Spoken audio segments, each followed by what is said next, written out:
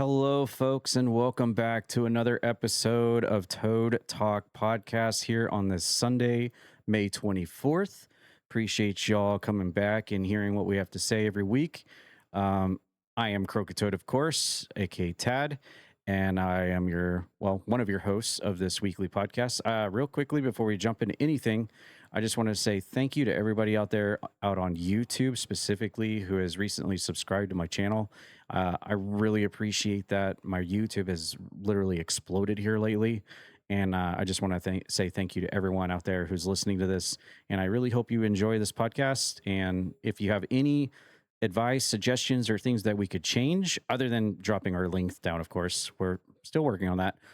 Please reply in the comments and let us know if there's anything that you would like for us to cover, talk about, or have a discussion about. Please hit us up in the comments. We love reading your comments. And also remember to enter into that giveaway, and we'll have more details about that here in just a second. But yeah, as of now, we are over 1,100 subscribers on my YouTube, and we are working on that watch time. We are over halfway on watch time to get to YouTube partner. So that is very awesome. And thank you everyone so much. And if you haven't clicked the subscribe button yet, please do so. I really appreciate it. I post all kinds of different content, video game content, and I've started to do YouTube exclusive videos as well that go directly to this YouTube, such as this podcast, for example. But yeah, thank you to everybody, all the supporters, and yeah, thanks for listening. That introduction done, I'm going to send it over to Raji, who's got a very special thing that he wants to start the podcast out with this time. It's a little change for us in our program, but he has something special he wanted to do. So with that said, I'll send it over to him. All right. Well, I want to start off by just really quick touching on the keyword for this week for the giveaway of Star Fox next month, and that keyword is going to be hashtag Fox. That's it. And three X's. Fox with three X's at the end. So leave that as a comment on any of your providers where you get your podcasts, and you will be entered into the giveaway for next month. Moving on. Tonight, we pause from the usual noise of race talk, playoff debates, driver arguments, and sunny predictions to remember one of the most talented, controversial, competitive, and unforgettable drivers NASCAR has ever seen, Kyle Busch. For those who do not know, Kyle Busch suddenly passed away Thursday morning after what the family has revealed to as a battle with pneumonia that progressed into sepsis. Kyle Busch was not just another driver. He was one of those rare figures who changed the temperature of the room the second his name came up.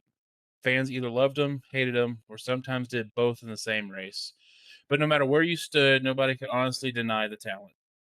He was rowdy for a reason. Kyle raced with fire. He raced with an edge. He raced like every lap mattered, whether it was a Daytona 500, a truck race, an Xfinity race, or a random restart with 5 laps to go. He had that old school racer mentality. Give him a steering wheel, 4 tires, and he believed he could beat anybody. And a lot of time he did.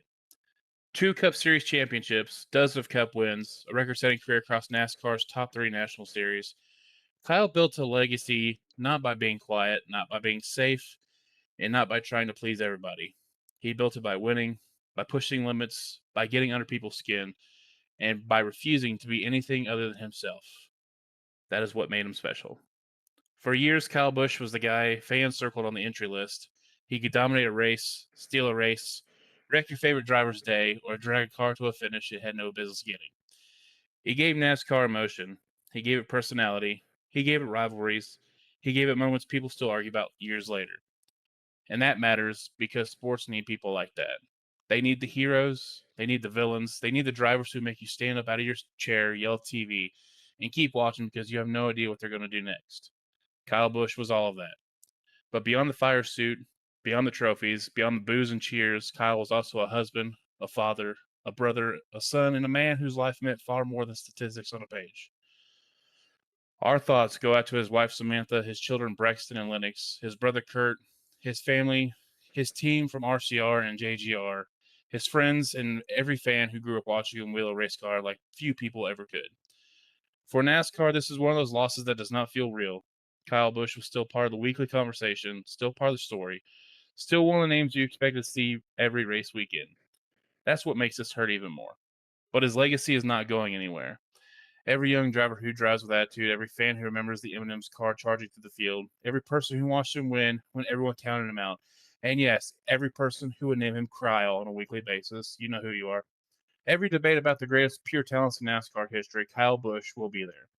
He was loud, he was fearless, he was stubborn, he was brilliant, and he was one of one. So tonight, as the engines fire during the Coca-Cola 600, which is currently going on, and the NASCAR world keeps moving forward, we remember Kyle Busch not just for the wins, not just for the championships, and not just for the controversy. We remember him because he made people feel something. Love him or hate him, Kyle Busch made NASCAR more exciting. Rest in peace, Rowdy, and thank you for the memories. Which leads me into my Bring Your Own News story. RCR announced that they're retiring Kyle Busch's number 8 car until his 11-year-old son Brexton, is ready to take over the wheel. And he won't be able to race in NASCAR Cup Series until he's 18 years old, but he can race the Truck Series at the age of 16. Very well done. Very well said. I know we joked about him, and he kind of turned into a little bit of a meme. But here in recent weeks, recent months, I kind of turned an open heart over to Kyle Busch. So it's very tragic that this happened just literally out of nowhere. I know so many people were surprised to hear the news and were like double taking, like what happened? And then Yeah, people especially are. after the interview he did after last week, you know, after the I think after he won the truck race, he said that, you know, the interviewer was like, well, how do you know, how did you do so good or something? And he's like, well, you never know when this is going to be your last one. It was like days before. Crazy. Yeah, people are comparing this to when Kobe Bryant was tragically killed. It's just that same kind of impact. You just can't sit there. You can't believe it's real. You know, that's what happened this week with the news breaking. Absolutely. Yeah, it definitely shocked everybody. That's for sure. I almost compare it almost to like when the Ultimate Warrior came out and did that Hall of Fame speech, and then he just passed away the next day. Yeah, I was just thinking that too, Oh actually. yeah, Pretty yeah. wild. Speaking of WWE, Kyle Busch is a one-time WWE 24/7 champion. That is correct. I didn't know about that until a few days ago because I Yep. wasn't watching Yep. wrestling at the time. Michael Waltrip was the referee. Yeah. Yeah. Yeah, a little bit though to kind of touch a little bit too, since I'm kind of an older school NASCAR fan. When Kyle Busch was coming in, you know, you had his older brother Kurt, and it always reminded me of like my little brother and me, in a way. And just his outlandish things and like bowing and wanting to, you know, have the spotlight, like Raji was saying. And you know, NASCAR is a very tight knit family. A lot of times when something like this happens, you know, NASCAR is usually pretty quick, and they're like, "Hey, listen, you're a family," and you kind of put that in perspective with other sports, and you don't really see that as much. But NASCAR is really tight knit. They try to do everything together, and they try to stay together, no matter if maybe you've only raced a couple of races to someone who's won championships. And you know, Kyle is probably one of the greatest racers and just a prodigy. He reminds me so much of like a mix of like Jeff Gordon, Dale Earnhardt, and Tony Stewart, and like all of that just mixed together. And he just wanted to race. I know I saw a news story about a couple of days before his passing that he had texted, can't remember the person's name, who runs the truck series, and trying to get it so that veteran drivers can start racing the truck series more, try to get more eyes on that series. And you know, he, above all else, like everyone just thinks that it was all about him, but it was all racing to him, and that's what he wanted to do more than anything, was make racing better. So, and it sucks for this to have happened to him at such an early age. Can we talk about just how tragic it is for RCR to be the team that has to go through two tragic losses within 20, like spanning 25 years from each other, losing Dale Sr. in 01 and now losing Kyle Busch suddenly. Both, I know Richard Childress was on trackside this earlier during the pre-race when they were honoring Kyle Busch, and his wife and kid, and Kyle's wife and kids were down there along with Richard Childress, and it just just having to. A lot of people say that Kyle would want everybody to still want to race, but just everyone in those cars holding those wheels right now just have to be thinking they're trying to fight the thoughts of why are we racing right now? But it's something Kyle would have wanted everybody to do. So that's what's happening right now is the Coca-Cola 600 at Charlotte Motor Speedway, stage 3, 26 to go. I didn't know if we wanted to segue right into it since we're getting there. I have two things real quick on Kyle Busch. Number one, last night live on our Twitch and YouTube stream, by the way, we did play NASCAR 25 and we all raced in the Kyle Busch cars and trucks, did several races on the video game in memory of our favorite Kyle Busch and did that. Lots of fun as always on NASCAR 25 multiplayer. So we as well, Croakitoad community, contributed to this memorial tribute, if you will. And then the second thing, just to kind of inform the viewers out there, because we actually haven't specifically mentioned this yet, but the cause of his death had something to do with something with sepsis. Am I right? I touched on him before the speech. He had severe pneumonia that progressed into sepsis. Oh, okay. All right. Just to double back on that. All right. Well, yeah, they're very tragic, very out of nowhere, and it just lets everybody know. Look around, yet another one. You never know when your clock is going to stop ticking. It could be any one of us. Just makes you want to hug your loved ones even tighter next time you see them. Make sure you say, "I love you" to the ones that are closest to you, because you never know. When you go out that door, you may not be coming back, and the same for the people around you. Yep, I love you guys. Oh, I love you too. I love you guys too, man. Yeah.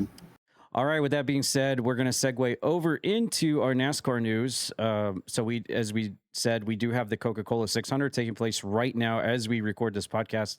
That is at Charlotte Motor Speedway, and 400 laps. And unless this thing hasn't updated automatically, we are at lap 246 of 400 right now as it stands. We are at 279 out of 400. Okay, so this thing has not updated. 3. All right. Well, I'll go over and let you do the overview on it then. Right now, we have Tyler Reddick in the lead. He's leading over Chase Briscoe, Denny Hamlin, Ty Gibbs, Christopher Bell. All 5 cars in the top 5 are all Toyotas. Kyle Larson at 6, Shane Van Gisbergen in 7th, Ryan Blaney 8th, Joey Logano 9th, and Ricky Stenhouse Jr. 10th. Chase Elliott is out of the race along with Austin Cindric and Connor Zilich. Early in the race, Austin Cindric just got loose, and he was turning sideways and trying to recover it, and Connor Zilich also got loose, lost control, slammed right into Austin Cindric's front end, taking out Austin Cindric. And we thought Connor Zilich was going to continue the race, but as he was driving down the apron, a right rear shock just blew out from underneath his car, and that was the end of his day right there at the end of that one. Catherine Legge, she was trying to be the first female to complete the doubleheader of the Indy 500, which is another thing that happened today, and the Coca-Cola 600. Unfortunately, she crashed out early in the Indy 500, so she was not able to complete both, but she did go ahead and fly to Charlotte to still compete in this race. She is at 36th, 12 laps down. I think she is still in there. She's still in the race. I don't think she has gotten a DNF. I think she's still on the track. Yeah, but she's just 12 laps down. Yeah. So yeah, big story here is the Toyotas just dominating this race. All 5 Toyotas in the top 5 have all led laps. Tyler Reddick looking absolutely dominant like he did earlier in the year. He's led 114 out of 400 laps. Kyle Larson has been there. It has officially been a year since his last victory. His best finish this year so far is 2nd place. He was there. He was looking good, like he was going to search for, but he has faded. That number 5 Chevrolet just can't catch a break in this race. But right now it's an all Toyota show, and right now they're racing against the clock because just west to southwest of Charlotte Motor Speedway is a storm system moving in. So they are in a race against the clock to get this race finished before a red flag comes out for weather. All right. Well, we'll keep you posted on the Coca-Cola 600. Unless Grem has anything else to add, we'll move over to our next Bring Your Own News. Real quick, something that gets lost when it comes to these races, like the Coca-Cola 600, is that they start a little bit earlier, where it's not so dark, and then the nighttime comes, the track gets much cooler. So a lot of times you see a car in the beginning go really, really well, and then start fading at the kind of mid to end. It's because the track gets cooler, the car handling gets changed a little bit, so it's not used to the climate change and basically the cooler temperatures. Oh, one thing I want to add. For those who don't know how NASCAR might operate, all races that NASCAR does are 3 stages. They divide the laps up evenly stages. The Coca-Cola 600 at Charlotte is the only race that they do 4 stages, and every stage is 100 laps apiece. So it's a 4-stage race. They're currently in stage 3 with 15 to go. So just throw that out there. All right. So they're basically in the third quarter of the NFL game right now. Pretty much. All righty. Well, we'll keep our eyes posted on that, and I don't know if they'll be done by the time we're done recording this, but if they are, we'll let you know, and if they're not, we'll talk about it next week. All right, that'll cover our NASCAR news. We're gonna switch on over to Grem, who's got something special for Bring Your Own News. I didn't say bring your table this week. I actually got it right. Didn't.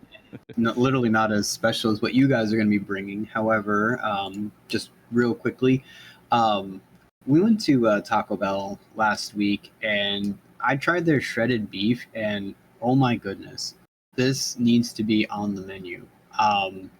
Taco Bell, if you haven't really noticed, like every week or every other week, it seems like they're changing up their menu and adding something or minusing something. But I was a huge fan of the shredded beef. I had the shredded beef nacho fries, which was also really good. But shredded beef was really good. So I guess I wanted to bring something a little bit different, a little food related, and something that Raji can, like a lot when it comes to Taco Bell. What's that supposed to mean? Oh, nothing at all. But yeah, if you haven't tried it, please do. I think it's really, really good. And even though they took away my quesarito, this is probably going to be the next favorite thing of mine if they decide to keep it. Nice. Bong. Got to do the bong. Taco Bell bong. I believe it's the nacho fries and also the dipping. They brought the dipping taco back. Yes, right? my wife had that. She said it was really good too. But I did the fries, so it's definitely worth trying out before it goes away in like the next 2 days or something like that. Like I've been told it's pretty good. I mean, if you like those birria bombs, it's kind of like kind of got that kind of flavor to it. I probably didn't say that right. Birria. I apologize. I thought you sounded it right the first time, but yeah. Alrighty. Well, what I'm going to bring to the news. Oh, I almost did it. Bring to the table this week, which kind of threw me off because usually I'm the first one, but now I'm the third one. This for the first time. How does it feel? It feels very diabolical, mate, because I'm going to talk about The Boys, and I know my fellow hosts here have never watched The Boys, so this is going to be all out of left field for them. But I completely binged actually, I had already watched all 4 seasons. Of course, the show is available on Amazon Prime. If you have it, there's 5 total seasons. They released the season finale, or the entire show finale is season 5. They released that in the last coming weeks and months here in early 2026, and I actually binged all 8 episodes of the season 5 last night and this morning to completely finish out the show. And I have to say, overall, I felt like it was a pretty fun show, really, really entertaining. There's some moments where I'm just like sitting there hoping to fast forward through some scenes. There's some scenes I didn't like where 2 characters are, they're having to sit down, chat to chat with 2 characters like you would have in an episode of a show, just to get a little bit of dialogue and backstory and interaction between 2 characters. I found myself just kind of like, okay, can I fast forward through this? Some of it didn't really grab me a whole lot, but the action scenes were awesome. The creative way to have different superheroes in the show was really fun. There's some superheroes I can't really talk about here on the podcast, I mean, I guess I could, but they really come up with some really gnarly superheroes. And before I go into much more of it, let me just do a brief synopsis for those of you never really heard of the boys, or maybe you heard of it, never really gave it a second thought about it. Basically, what it is like it's basically like if you took the Marvel and DC universe and you have these superheroes that are injected with this formula by at a young age, chosen by their parents as volunteers to become superheroes. They weren't born this way; they were injected with a formula to become superhero, and their superhero traits are random. So some people, like the main one you'll probably think of, is a guy called Homelander, which is basically like a spin-off Superman. He's got laser eyes, he can fly, he can go to outer space, he can levitate, he can basically rip people in half with his bare hands, superhuman strength. Then you have like guys that are super fast, like the Flash. You've got the Deep, which is basically like Aquaman. He controls all the wildlife in the oceans and water, and you just have all the different spin-offs. You've got Queen Maeve, which is basically like crap, I can't think of her name now. The one with the golden lasso of truth. Can't believe I can't think of that superhero from DC.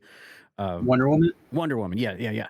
So she's basically a play on Wonder Woman, et cetera, et cetera. So they have all these different takes, and some of them, I guess I'll mention the ones I thought I couldn't break on the podcast, but some of them have, let's just say that one guy, his third leg, if you know what I mean, is gigantic, and he uses it as a weapon, for example. And it's a very, very crazy show. Lots of gore. People explode all the time. Heads get exploded. Arms get ripped off. Bodies get cut in half. There's severe drug use. There's cussing. It's a very like rated R superhero, and the superheroes are not exactly. You go into this show thinking like, oh, it's DC and Marvel. It's Batman. It's Superman. It's the Avengers. No, not quite. The superheroes in this series are actually kind of the villains, and the people are just like they're sheep basically. And then you have these people that have injected themselves with this formula. They found some formula, injected themselves to kind of rival and combat these superheroes that are just completely out of control by this corporation, basically. They're using them for money purposes. But yeah, that's basically the brief general breakdown of the show. It's gone 5 seasons. It is now over. It is done. You might have noticed Homelander in the Mortal Kombat DLC. Like the show's kind of gained some traction over the years and stuff through Amazon, but it has now come to a close, and now they've released a spin-off show called Vought Rising, which is premiering in 2027. So next year, it's going to be a prequel series set in the 1950s. It seems like the main character is going to be Soldier Boy, who is played by Jensen Ackles of Supernatural fame. And also, by the way, if you guys love Supernatural, which I've never seen any episode of Supernatural, you will love a specific episode in season 5 that they did, where they bring all 3 characters of Supernatural onto an episode. So I know a lot of people were really happy to see that. Plus, Jeffrey Dean Morgan has a part to play in the show as well, who's otherwise known as Negan from The Walking Dead. It's just a really fun show. Like I said, some parts you're just like, okay, can we get on with it? And they also bring a lot of like really real life politics into the show towards the end, and it kind of isn't like how it started, which is like most series kind of do. You start off with a series and you're like, oh yeah, man.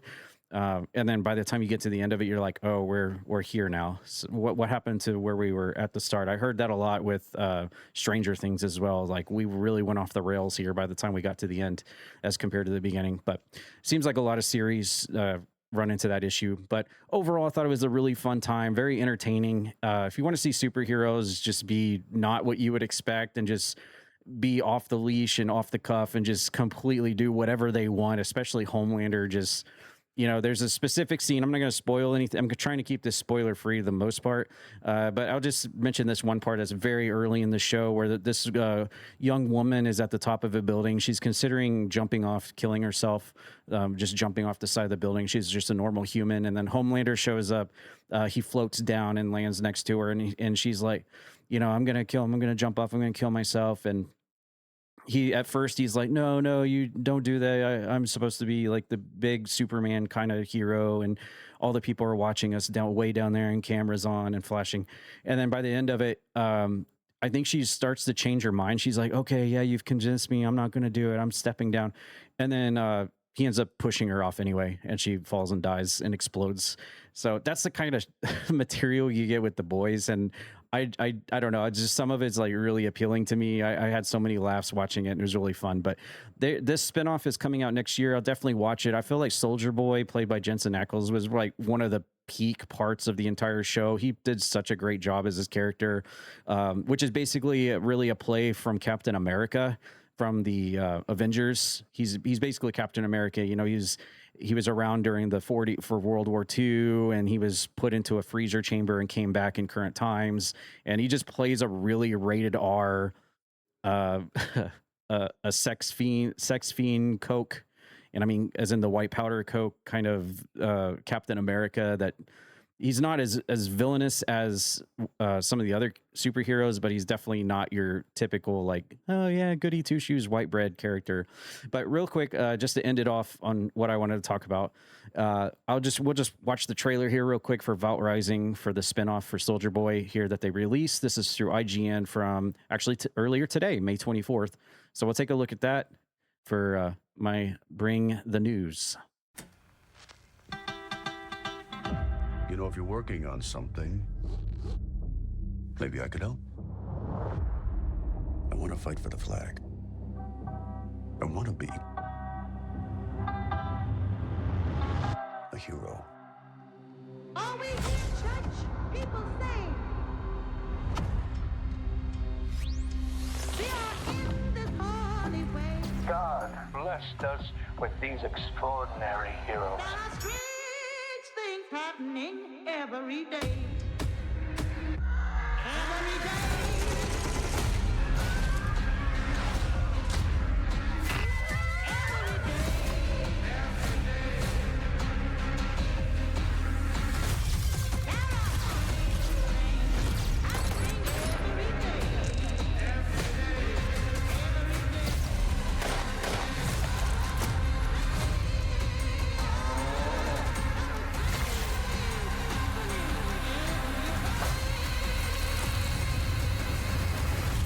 There is a brighter future. All we need to do is take it. There are strange things happening every day. All right, coming out on Prime, just like The Boys. I'm interested in this. I don't know if it's going to be as good as the original Boys series, but we'll find out. I think Soldier Boy is definitely the redeeming quality of this from what we've seen and heard of so far.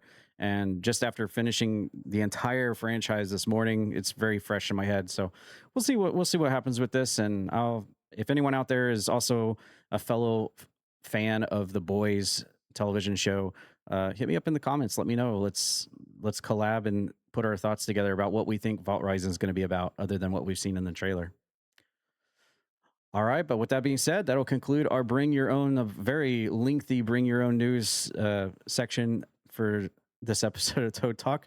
But we'll move over to video game news, and we've got quite a few trailers here to watch. We've got 1, 2, 3, 4, 5 game related news for this week's podcast.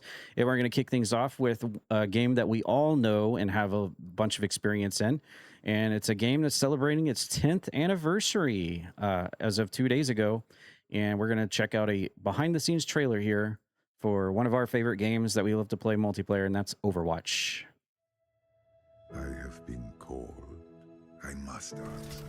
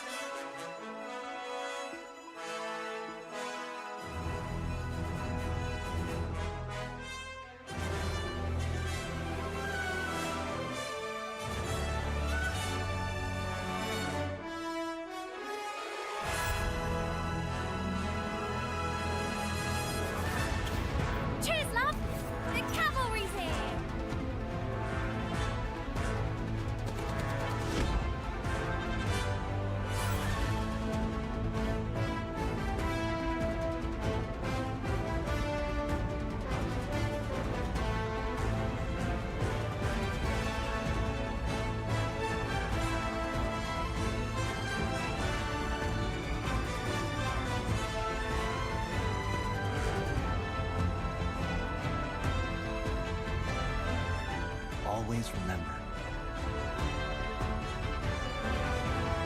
never accept the world as it appears to be. Dare to see it for what it could be.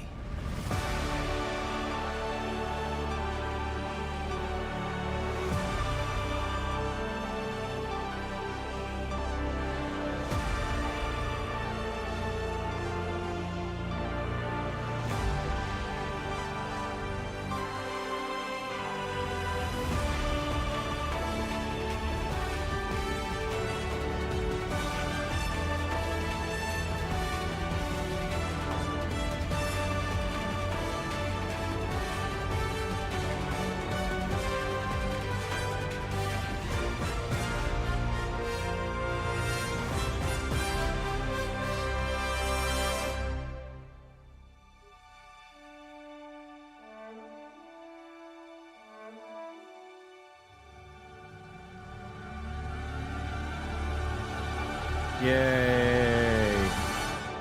Man, 10 years of Overwatch. Gosh, I remember the first time I played it, I was so enthralled with it. I remember I started off thinking I was going to be such a Zarya main, and boy, how things changed. I remember getting the 20 kill with, I think there was an achievement early on, an early Overwatch for killing 20 people without dying. And I got that with Diva, and then I started playing as Zenyatta, and wow, I never looked back. Zenyatta main here, just hearing that song just makes me think of all the nights, all the hours we spent playing together, playing Overwatch. Just so many great memories over the years, and how Overwatch was basically our go-to game for so many months and years there for a time. And then, you know, they started adding a lot more, and then adding a lot more characters and switching it over to Overwatch 2, and now it's back to Overwatch regular again. So there were some iffy times there with the game and everything, and we all remember the simpler times with the game with the base characters and how much fun we had. And now, man, we played it the other night, and it just kind of felt like it was a whole brand new game with all these extra characters and functions and stuff and everything. But it's still the same old Overwatch deep down inside. It's just got a lot of extra on it now. But I still enjoy playing it nevertheless.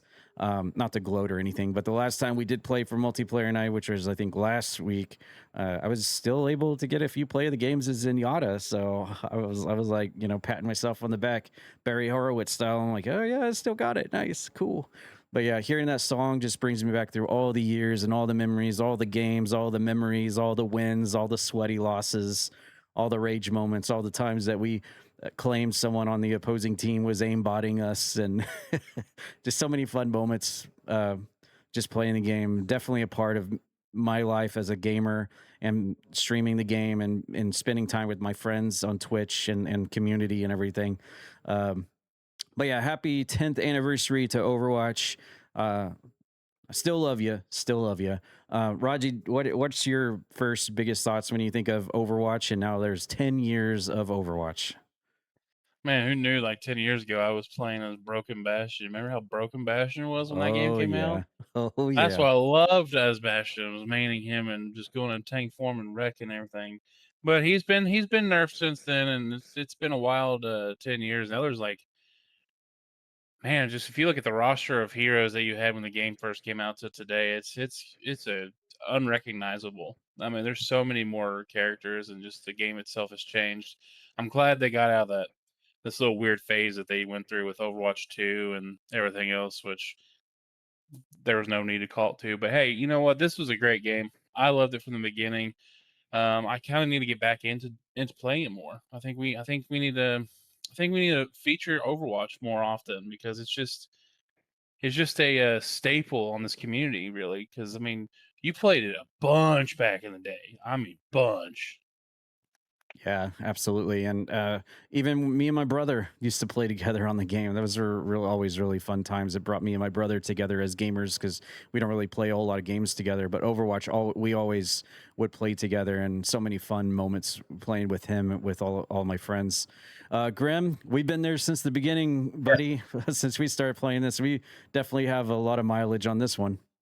Yeah, I remember starting out. Roadhog was my jam. I wanted to do as much as I could with Roadhog, and then I branched off into Reinhardt, and I usually is my tank of choice. I like playing Mercy a lot. One really great moment that I will never forget was the one time all 6 of us picked a support class, and we won a round with just support characters. Yes, we had Symmetra, Zen, Zenyatta, Mercy, all the original supports. We were Lucio.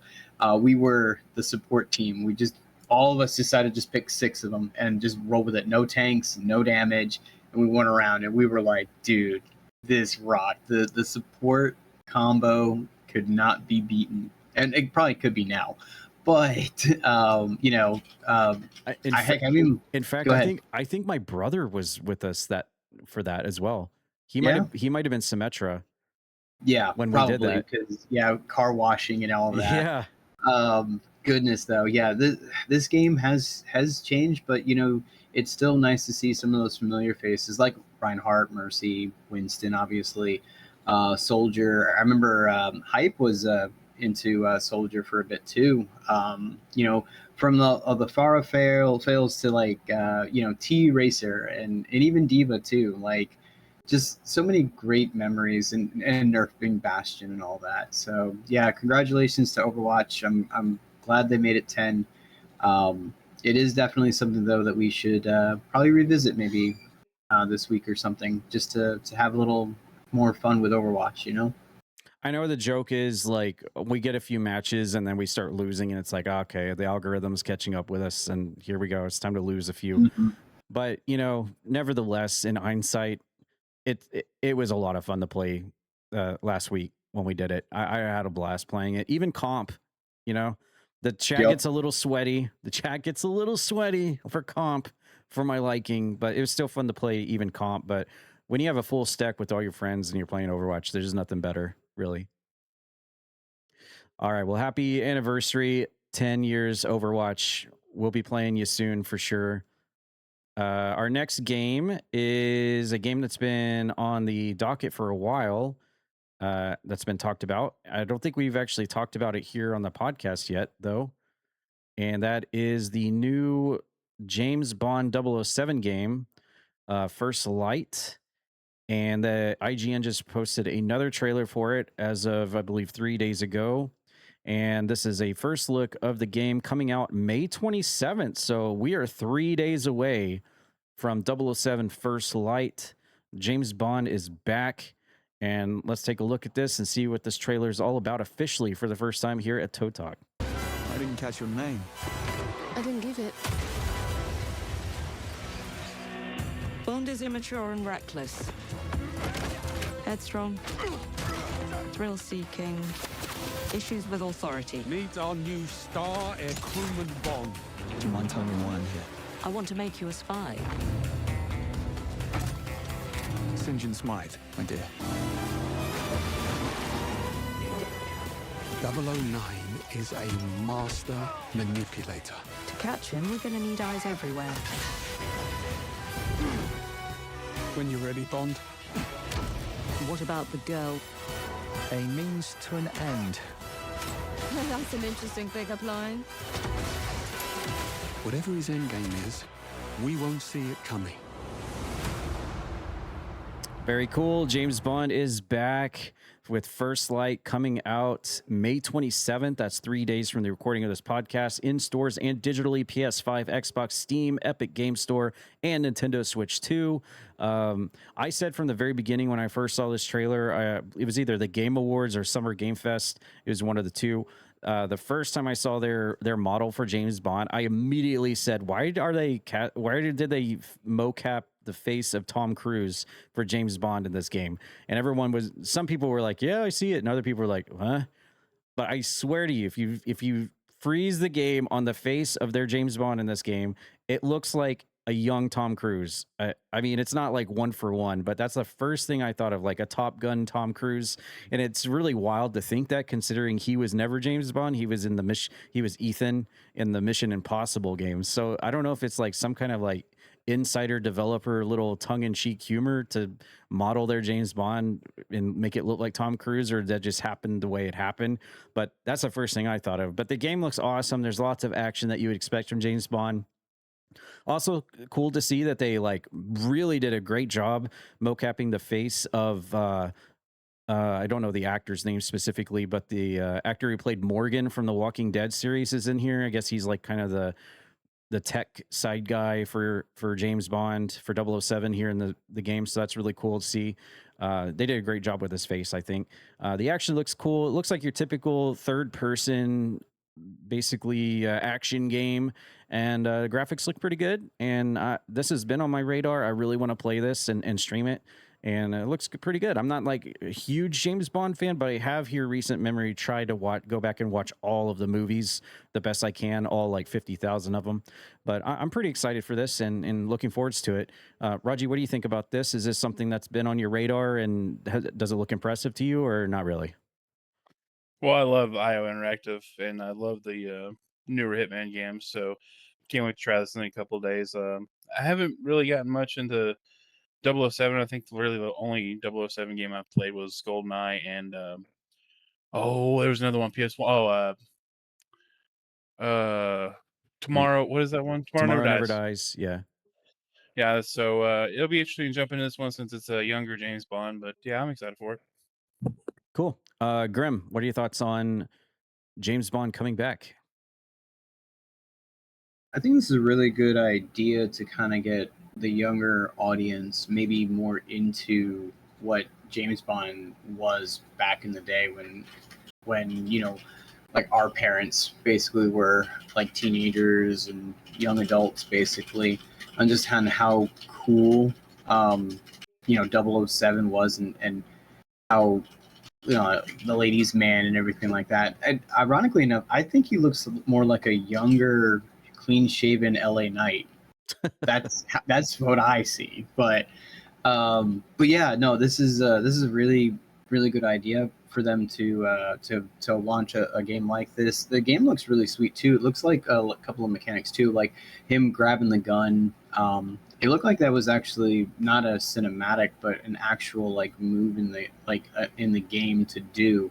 Whether that's sequenced or not, I don't know, but it looked very, very flawless and very smooth.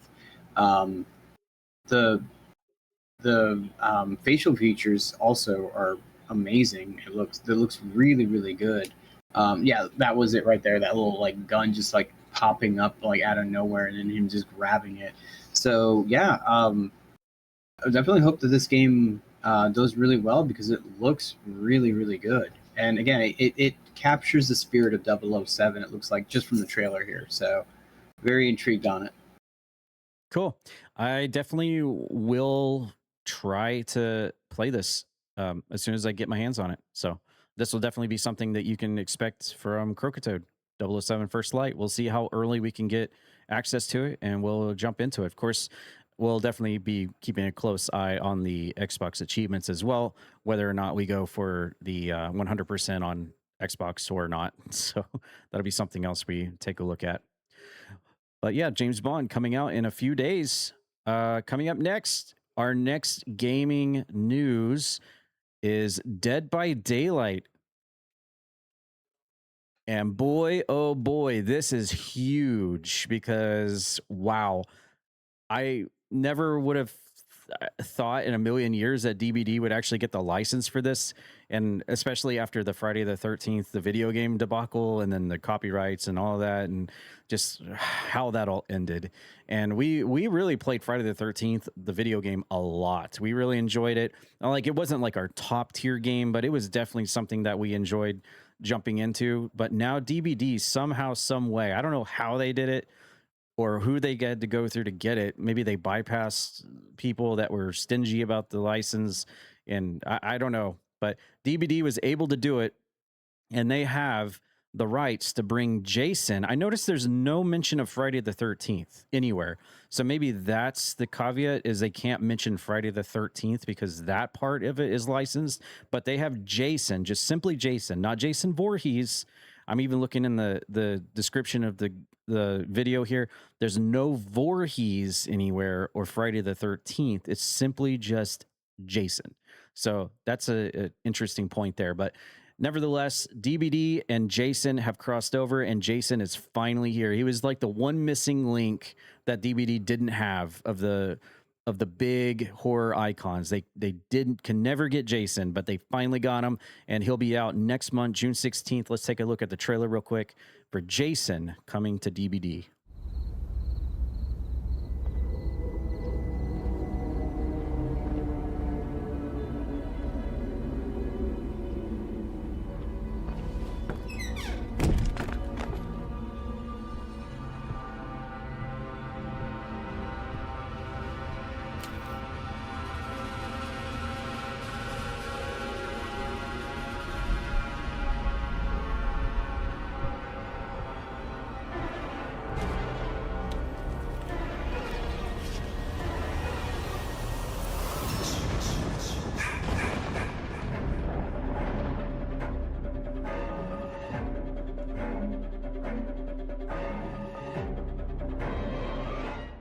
Very interesting. I love that. Jason is finally here. He joins Freddy. He joins Michael Myers. He joins Pinhead. He joins Chucky. DBD almost has the entire Infinity Stone collection of horror icons. Almost. They've almost got them all. I'm still waiting for Leprechaun. Kappa. But Jason is here. No longer do we have to play as was it the hillbilly or the trapper? I think it was trapper or something. It was like their answer to Jason, but now we actually have Jason in DBD coming out June 16th. I don't know how they pulled this off, but obviously it probably has something to do with the wording. No Friday the 13th anywhere. No Jason Voorhees anywhere. Just simply Jason. Do you think that's how they were able to pull this off, Raji, and get Jason to be added as the next killer to DBD? Well, we all know these devs of this game is huge horror fans, and they probably pulled every string, did everything they could legally, even by reaching out to whoever holds. Like that whole situation is confusing, just with the whole IP and who owns it. But somehow they were able to snag the rights to have this character Jason in the game. I unfortunately haven't played much Dead by Daylight recently. I need to get back into it. I need to get back to a lot, and yeah, there's just so much going on in Dead by Daylight. But do they still have the 6v2 mode? It's 2v8, and yes, they do bring it back occasionally. It's not a permanent feature, but they bring it back every couple of months. Yeah. I bet that mode is going to be so broken with Jason in it now, just because he's going to be a crazy. If his powers in DBD or his specials or whatever or anything like it was in the actual Friday the 13th game, this game is going to be mad broken. It's pretty wild is Jason is coming to DBD next month, and we still have the news, and we covered this on one of the earlier episodes of this podcast, but we also have the Michael Myers Halloween game coming out by the people who did the Friday the 13th, the video game. So it's a wild time right now. Yeah, and I think those guys are just. It's just if you're a fan of horror, it feels like this has been the year for you. Absolutely, yeah. And that I'm raising my hand right now. That's me. Grim, what do you think about Jason and DBD? We had a lot of great moments in the Friday the 13th, the video game, and now people can actually play as Jason for the first time at DBD.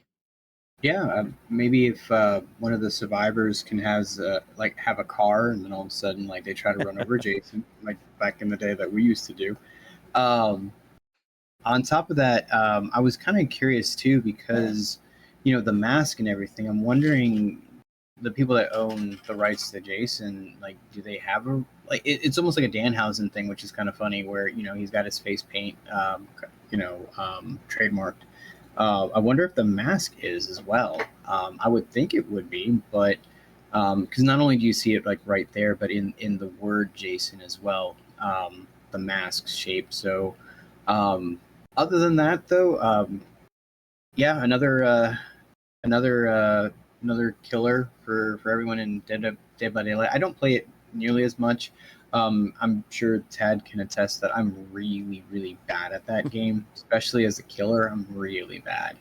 So, and that's fine. This is not my cup of tea. But people that love horror games and horror characters especially are eating pretty good. And I'm just a little bit of like a callback. When we did the Rumble last week, was it you or Spence that picked Jason? I picked Jason to win, and Spence picked Kratos.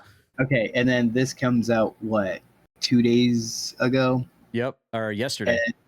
Yesterday, and you picked Jason. I did. Can we just call it like it is? You did it again. Hashtag I did it again. Yeah, I didn't even think about that actually. So yeah, no, but this is really cool, and I think like I said, for a game like Dead by Daylight to get Jason, it just is a match made in, well, not heaven. To go back to your point about the mask, it looks like the holes in the top of the mask are slightly different from the usual, because usually they're like an upside down triangle for the holes between where the red of the furrow of the eyebrows would be. And in this mask, there's 2 holes on the left and 2 holes on the right. So the mask design on the hole part is slightly different. So I wonder if that might have something to do with it. They like slightly changed the mask so it isn't one for one. So maybe you're right. Maybe the mask is actually trademarked with the Friday the 13th and Jason Voorhees all copyrighted. So I don't know. That's something we really need to dive into and try and look. I'm actually interested in that. Or did you find it already? I got you. I got you some news. Oh, okay. Victor Miller, following a high-profile copyright lawsuit that concluded just recently, the original screenwriter Victor Miller won the U.S. copyright and character rights to Jason Voorhees.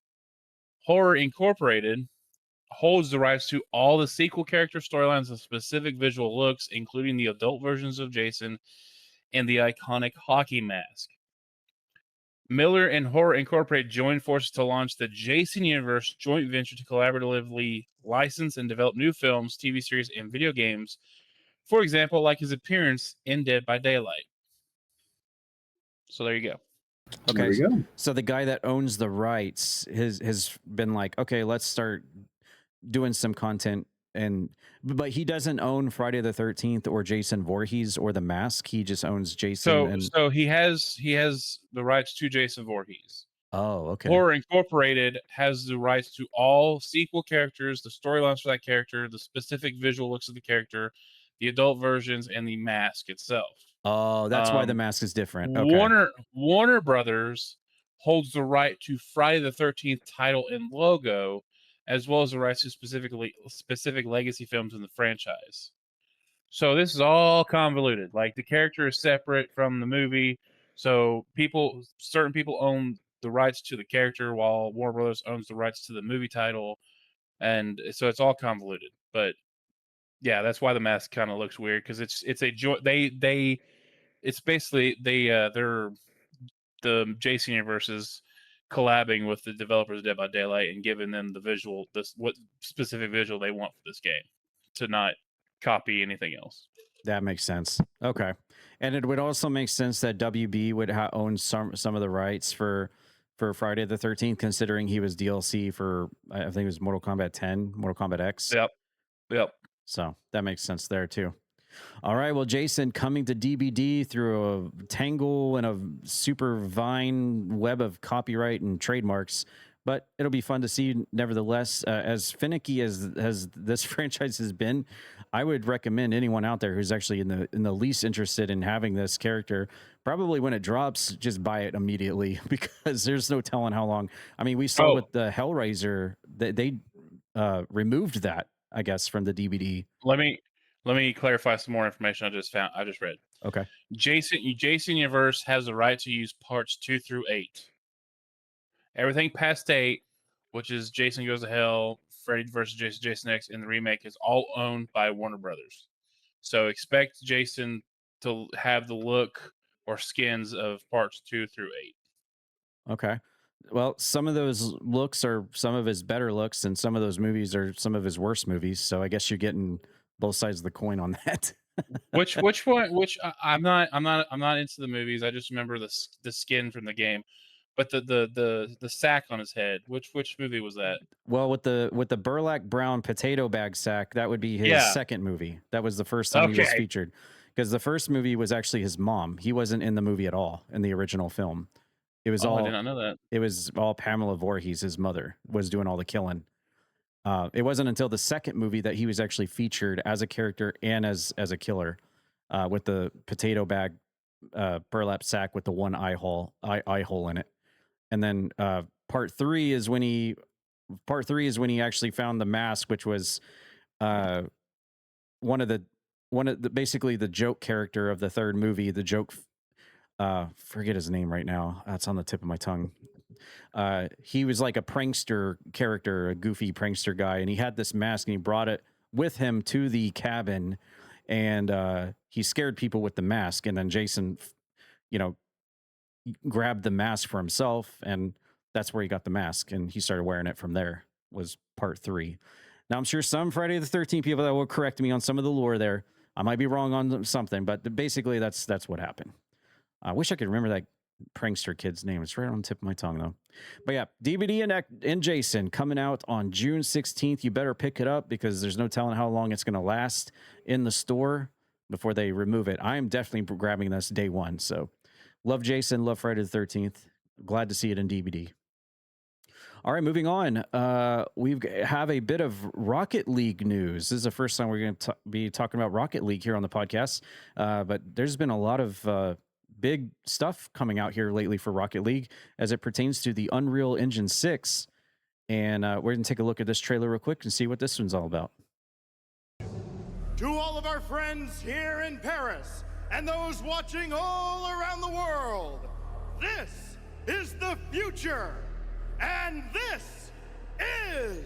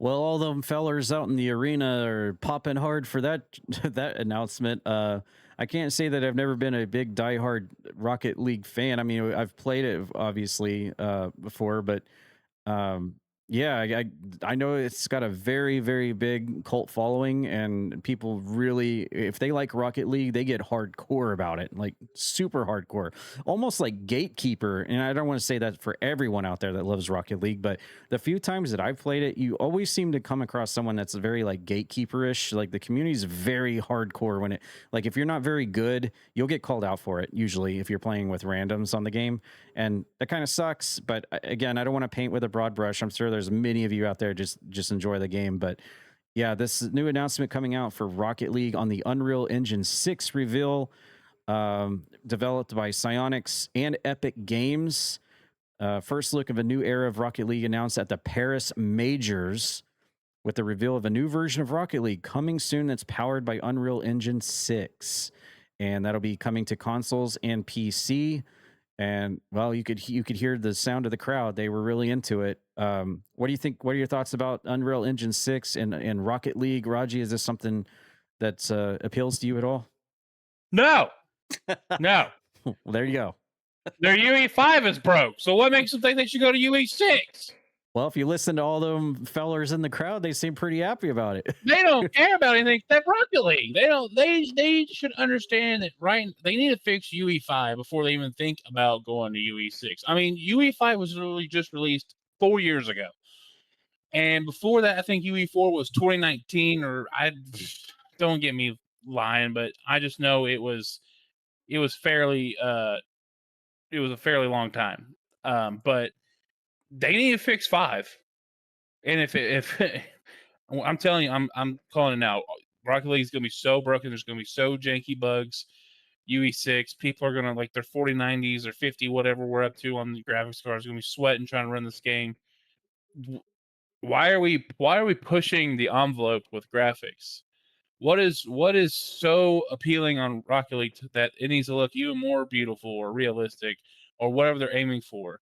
It literally, I've said this time and time again on this podcast, I do not care how realistic or how good the graphics are. I just want a smooth experience and fun gameplay. That's all I care about as a gamer.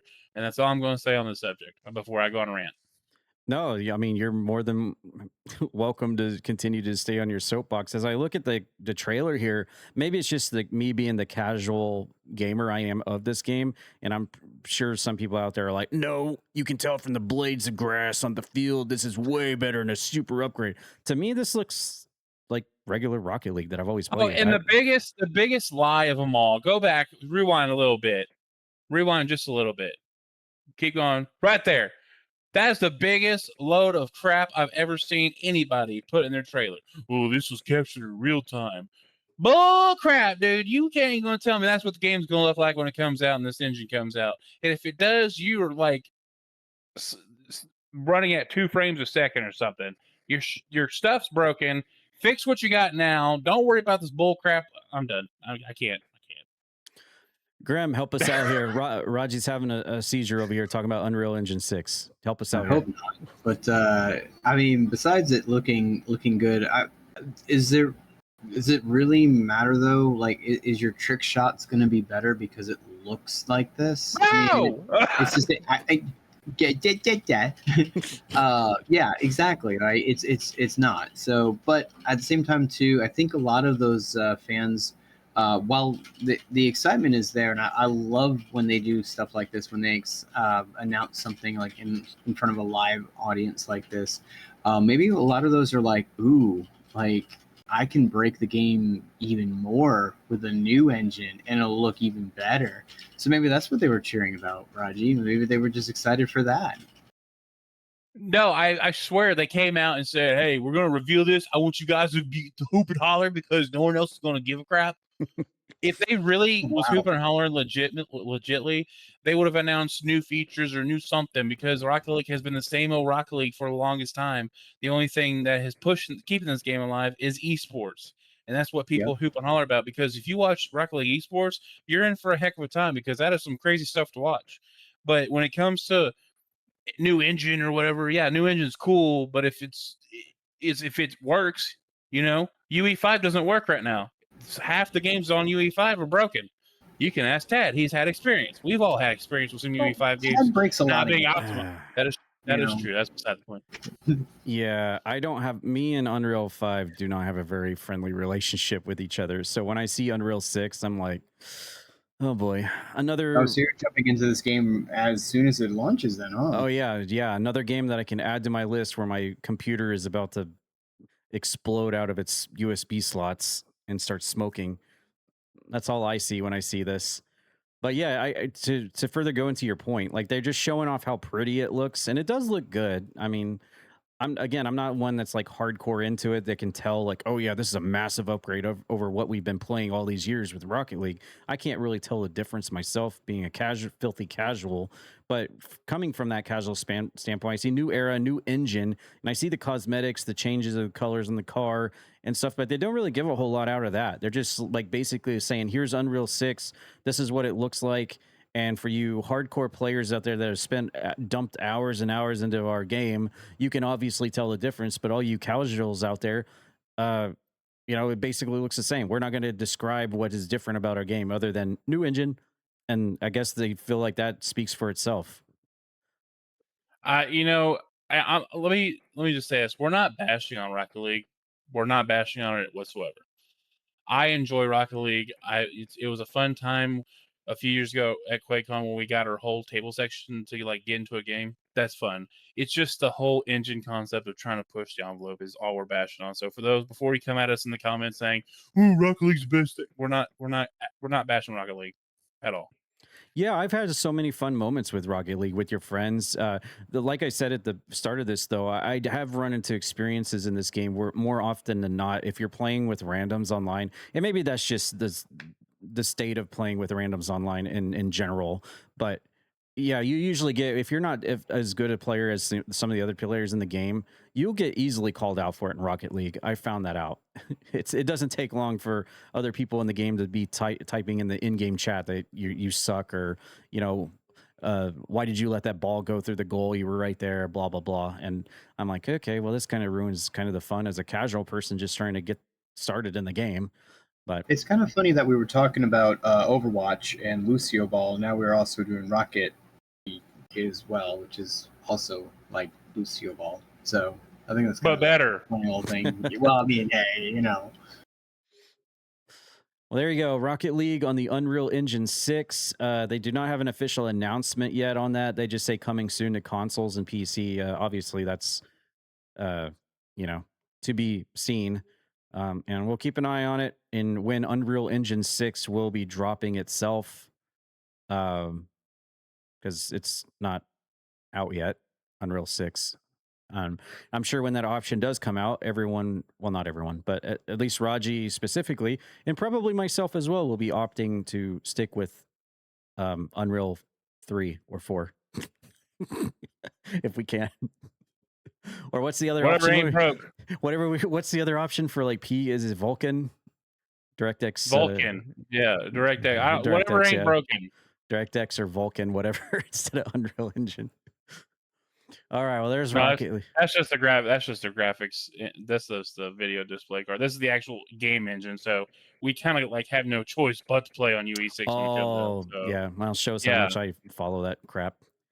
All I know is my computer hates it. It's very unoptimized sometimes on the games I play on PC.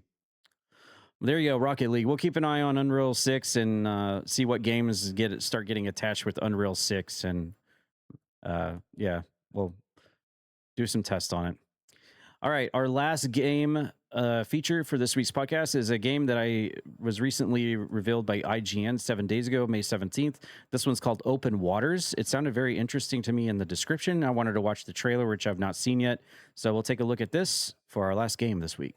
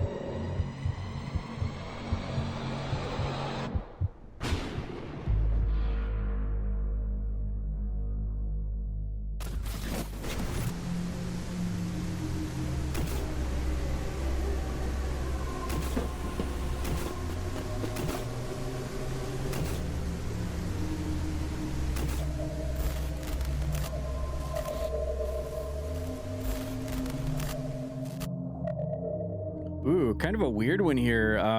From what I first started seeing in the game compared to where we ended up in that trailer, it could have been like 3 or 4 different games.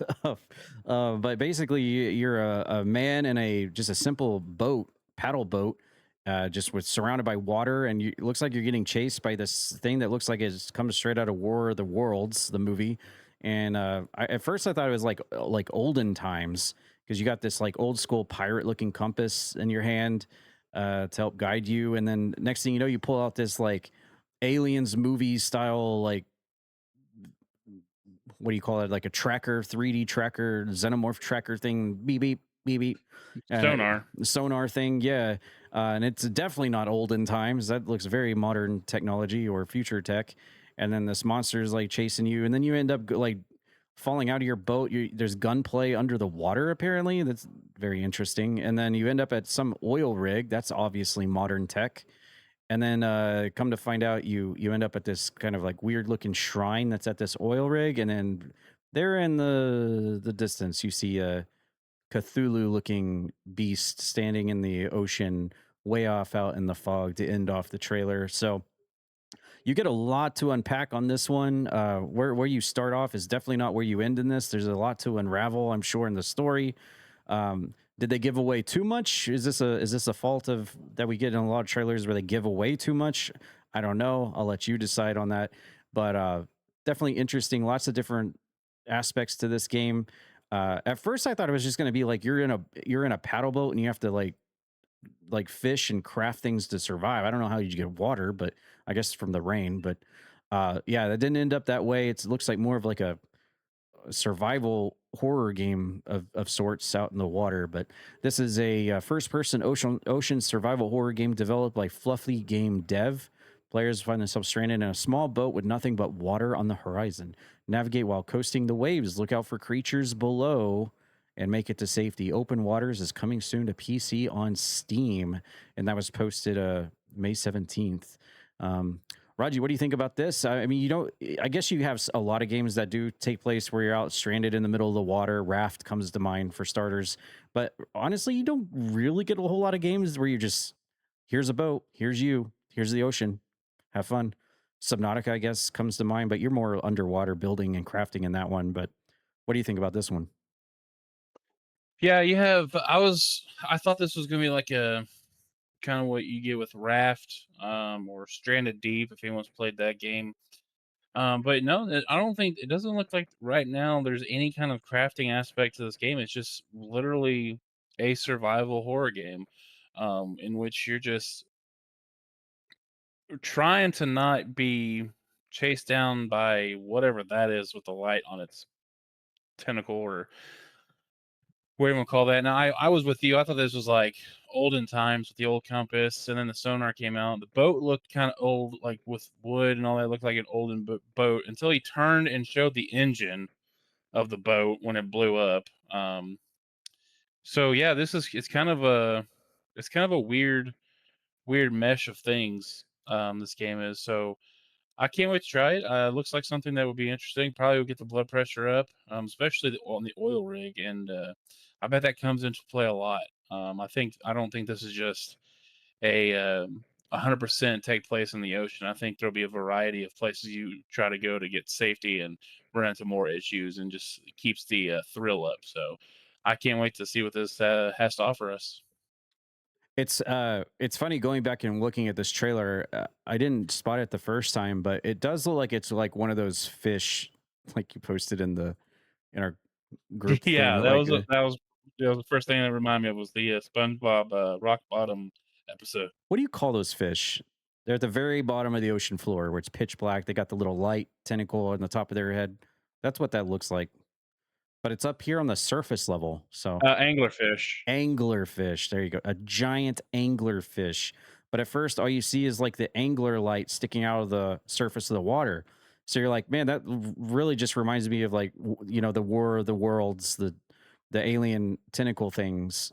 But then you get a look at underwater and see the silhouette of like a fish, kind of. Grem, what do you think about this? Is this something that appeals to you at all?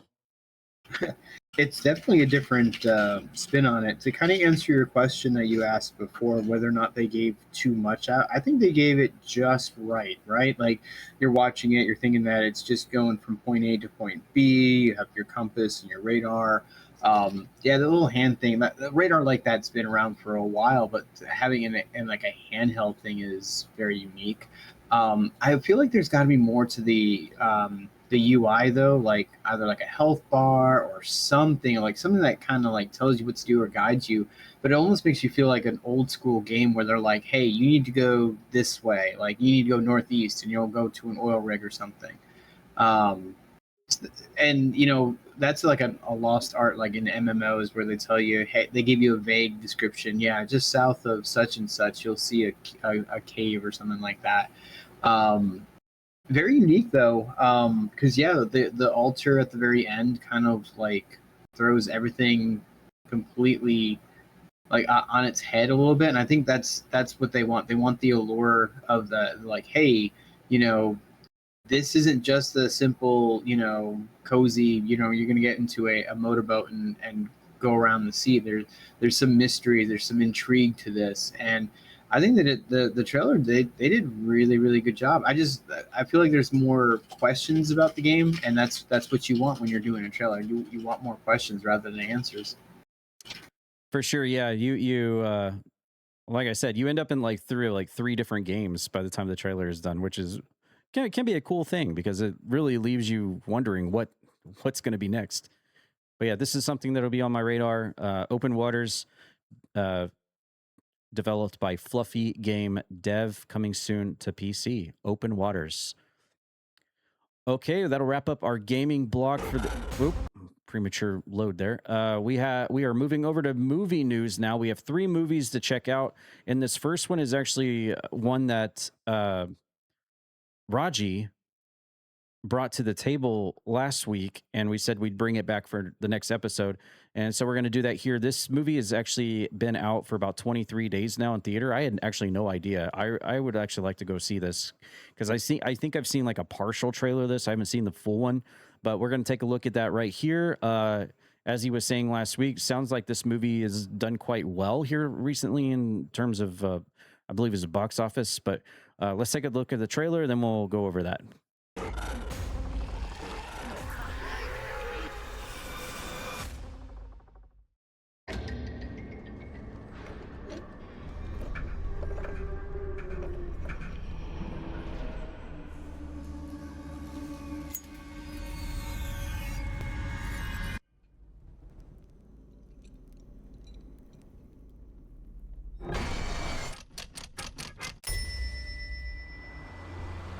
First time in Ireland. My folks came here for their honeymoon. Always wanted to come back.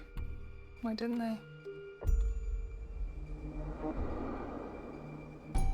I don't know if you've noticed, but there are some oddballs walking around this place. There are worse things than strangers out there, Yank. One of the members of staff is missing. What about the honeymoon suite? It's always locked.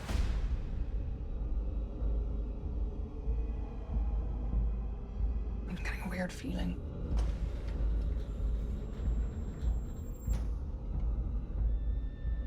Something feels off. Jesus. I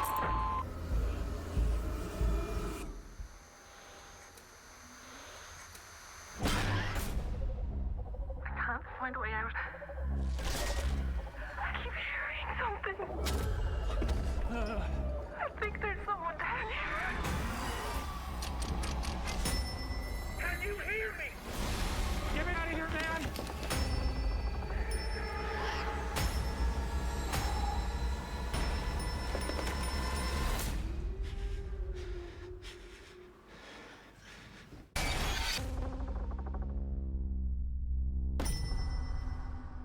Well, there you go. That's called HOKUM, and I couldn't help but notice, but it said it had a relation to Weapons and Barbarian. I was looking for Zach Cregger somewhere on here, but it must have been someone else that was involved in those other 2 movies because I don't see his name on the credits here, at least at first glance. But yeah, this looks definitely something right up my alley that I definitely want to watch. Of course, I'm a big horror movie buff. I don't know why the guy that works at the hotel, the luggage guy, would stick his arm all the way through the wire grate holding the lighter to see what's on the other side. Yeah, no. Why? But you have Adam Scott in here as looks like your main character. He's been in a lot of horror flicks over the past couple of years. Obviously, he was in Krampus. He was also in that spinoff, that Damien Little Evil, I think it was called. It was like a comedy horror flick there as well. So he's no stranger to horror films. Looks like producer of Weapons and Barbarian. Okay, well, those are two really good, just like Zach Cregger's in Resident Evil, which we'll get into here in a minute.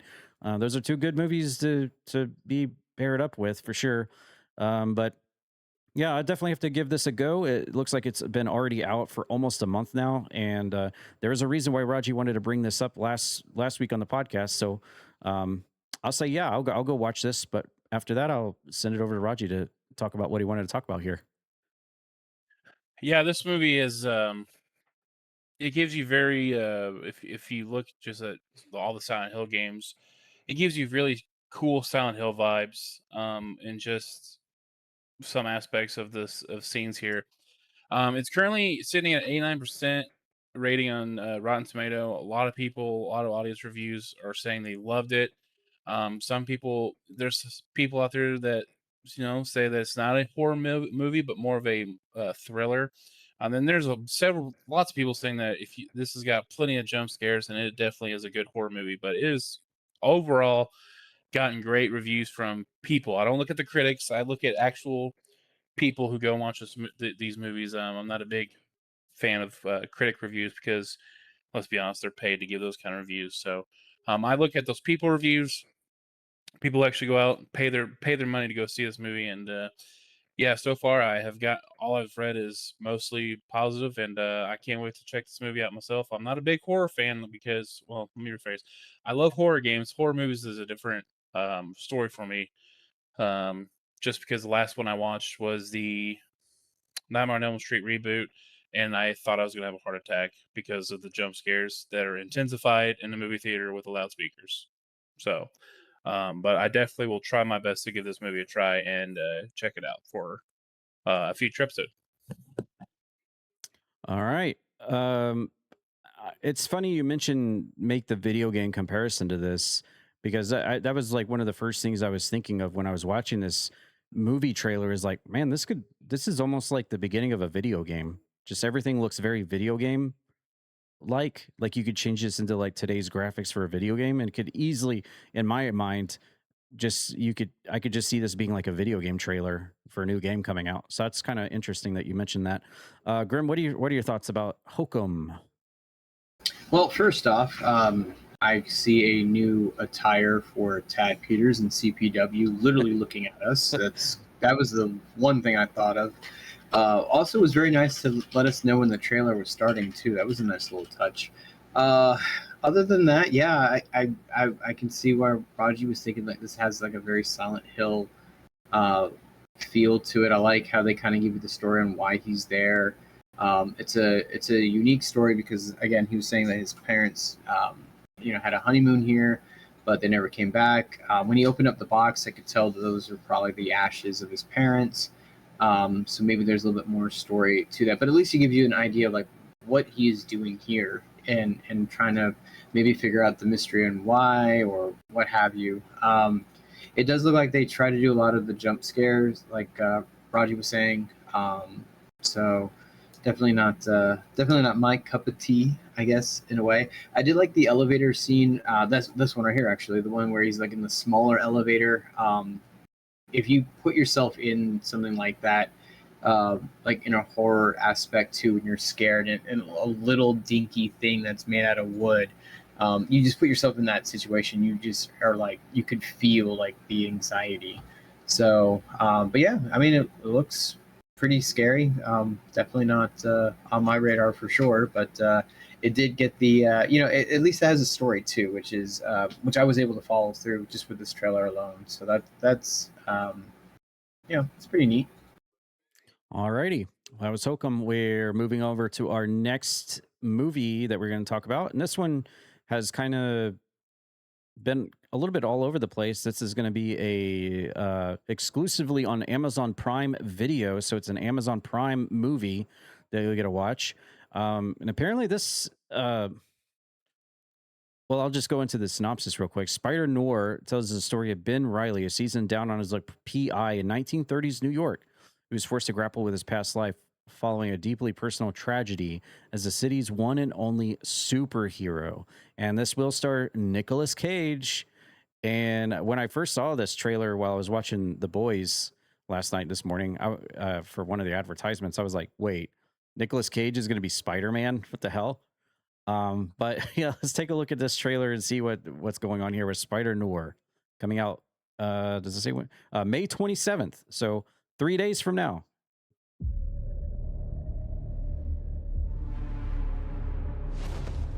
Have you seen it out there? The city's a mess. You used to be. I know who I used to be.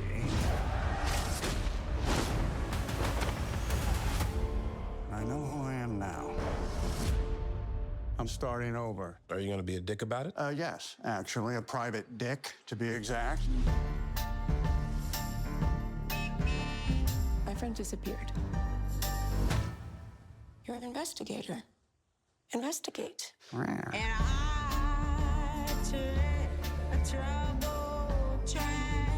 Are we gonna talk about the fact that her friend turned into some kind of sand monster? Just seems like kind of like a big deal. What the hell is going on? I can't get into it right now. All I know is that once it starts, it gets worse fast. Until their sicknesses eat them alive.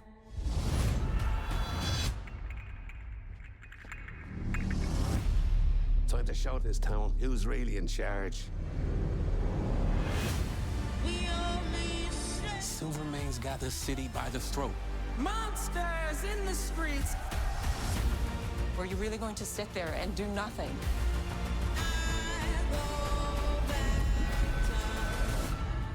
I was never a hero. There's still time for you to become one.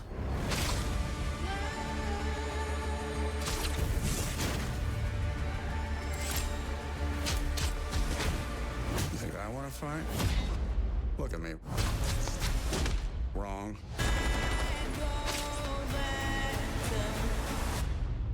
Because with no power comes no responsibility.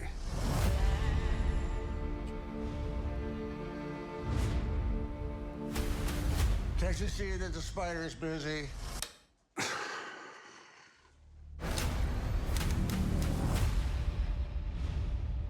All right, couple things to unpack here. First of all, that was Amy Winehouse. So hopefully we don't get DMCA'd on that trailer there. We'll find out once we put this up. But second of all, an aging Nicolas Cage as a superhero is definitely very weird. I think I like this.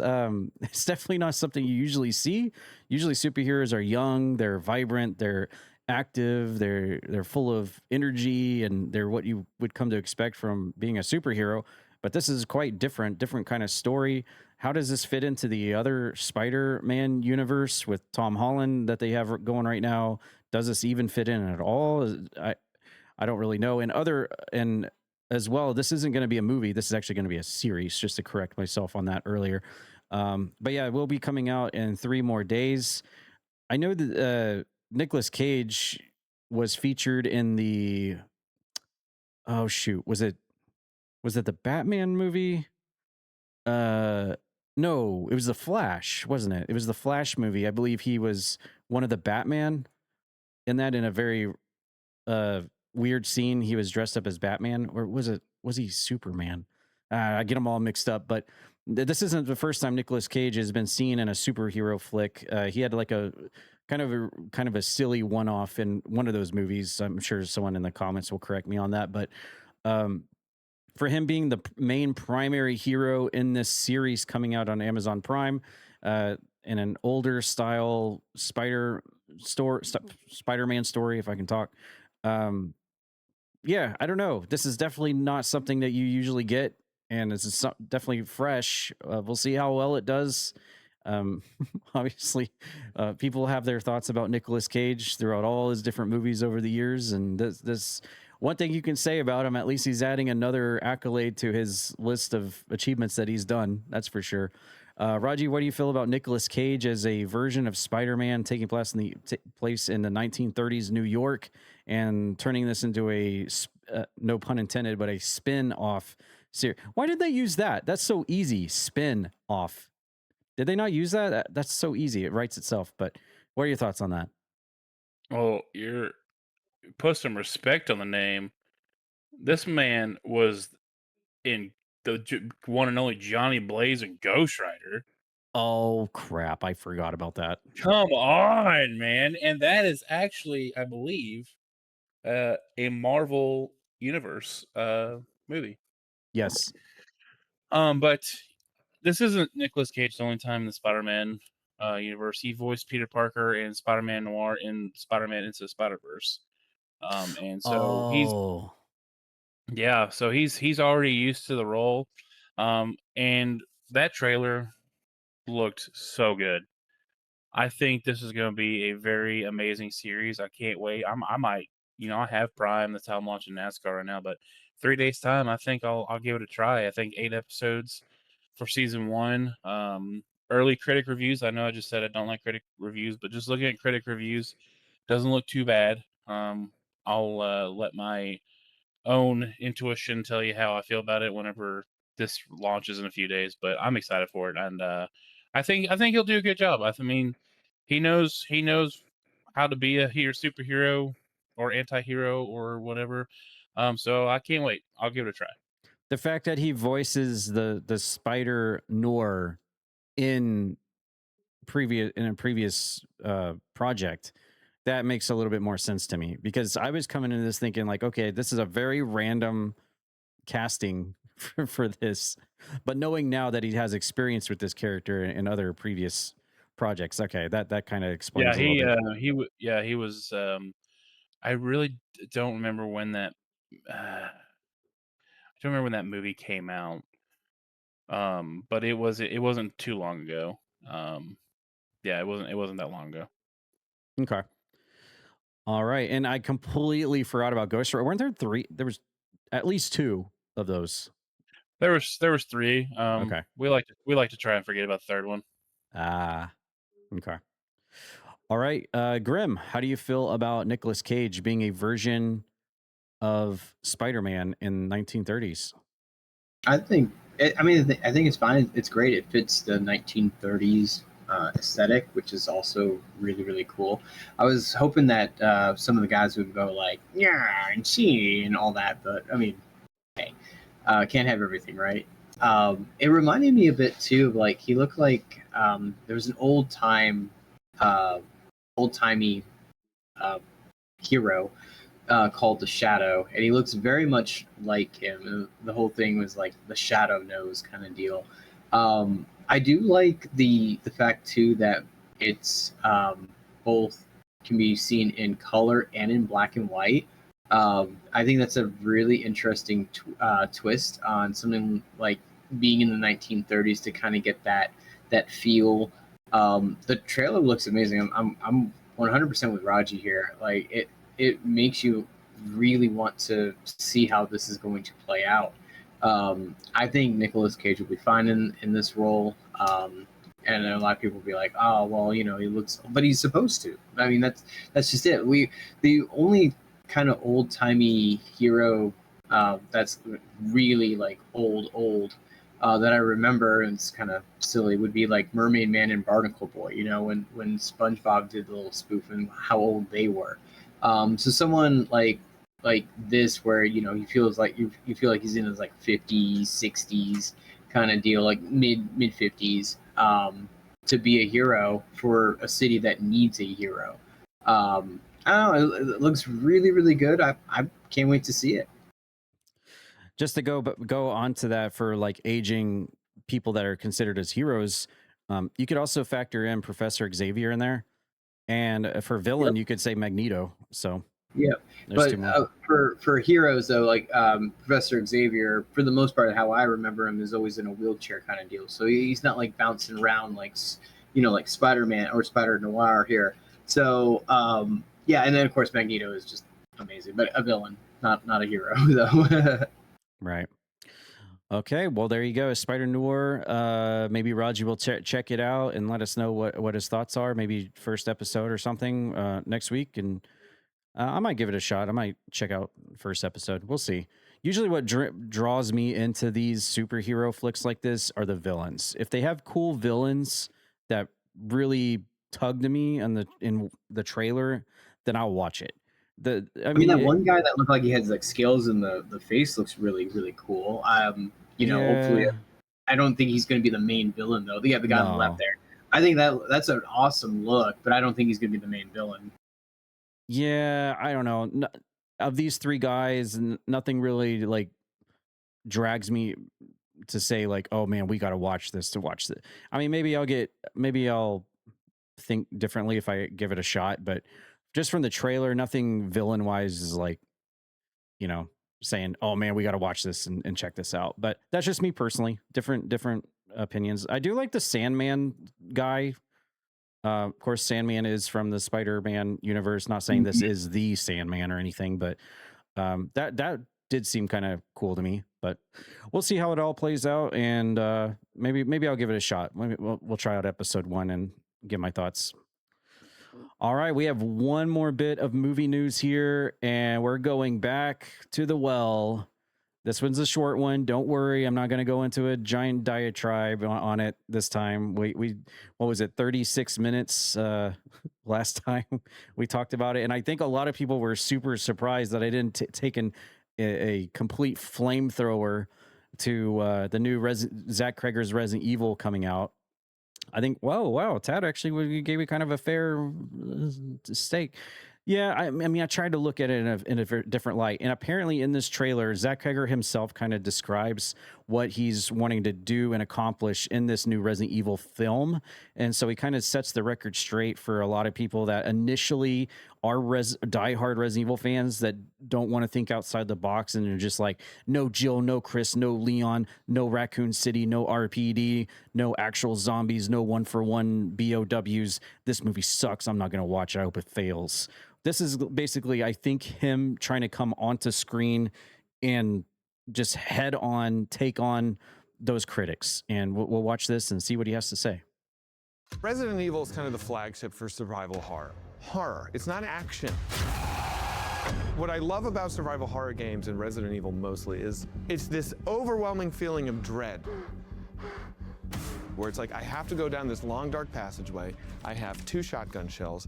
I know there's a lot of in there waiting for me, and it's all really bad, but I have to go. So I had this idea for a story in the world of Resident Evil, but it's kind of like me. Like if I was dropped into a Resident Evil game, I'm terrible at guns. I wouldn't know how any of them work. I would miss 99% of all of my shots. God damn it. I love the games. I played the games, I don't know how many thousands of hours, but too many. This is an opportunity for me to be loyal to the games in spirit and in tone and build a story that just puts you in that scenario again and again and again with increasing stakes.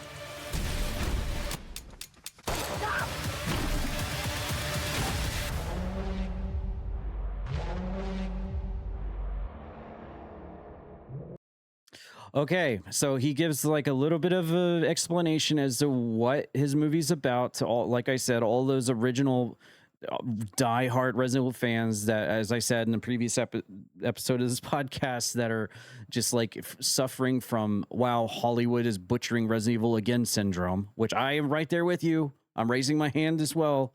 We've had enough. We've been beaten down, bruised, and battered when it comes to Resident Evil in movie and series, other than the animated films, which are somewhat good. But live action, we've been absolutely brutalized over the years, and we're just sick of it, and we're tired of it, and this is not helping because it doesn't look anything like Resident Evil. So his explanation is which is what I talked about a few weeks ago. I said, this is like you yourself being the character. There is no, don't think of it as like Jill or Chris or Leon in the movie and you're watching them. This is actually you as the player playing the Resident Evil game. That guy, that main character, is supposed to be basically you experiencing Resident Evil. And I can kind of see and give him a little bit of clearance when it comes to that, when I start thinking about it in that way. Now, the flip side of the coin is, why call it Resident Evil to begin with? Why don't just call it zombies in the city, the undead? Why not call it infection in the city? You know, why do you have to tag Resident Evil onto this if all you're going to do is just take what the horror, the suspense, the thrill, and the scariness of playing a Resident Evil game? Why do you have to have Resident Evil in it? Because when you get into the depth of the game, there's nothing about Resident Evil that. Now, one thing that I did notice, and that might have been in the original trailer, actually, was it in the? There is a scene. Let me see if I can find it. Maybe it was in the original trailer. There's a car parked with its headlights on, and I noticed this. And the car lights on the ground. Oh God, I wish I could find it. Resemble the shape of the umbrella, which is very interesting. There's a car parked with the headlights on, and you see it on the snowy ground. The car lights make the shape of an umbrella, like the umbrella logo, which I thought was very interesting. And then in this new trailer, we didn't get this in the first trailer as well. There's a few more extra clips in this, but we get this particular scene where you're basically in first person holding the double barrel shotgun. So he's trying to, like, basically, again, trying to put you in the role as the person playing the Resident Evil game rather than watching this guy that gets randomly thrown into this madness in this side story, this parallel movie universe to Resident Evil. I can see both sides of this. And I'll say what I'm going to say here real quick, and then I'll pass it on. But people like me have been waiting for so long, since, God, what, 1999, 2000 was when the first Paul W.S. Anderson came out. We've been waiting since that long to get a movie that basically, it's very simple. It's very, very, very simple. You have this mansion out in the middle of the woods. It's a cover operation for a evil corporation that is using experiments, animals, and people to test their bioorganic weapons to sell to the government to be used as weapons. And the mansion at the top is just a front. The virus leaks out through some way. The virus spreads. It contaminates the people, the workers, the wildlife that are living in the mansion or around the mansion. It spills out. It's basically a viral outbreak. And then you get the dogs that are loose, and then the people that are loose in the Arkley Mountains.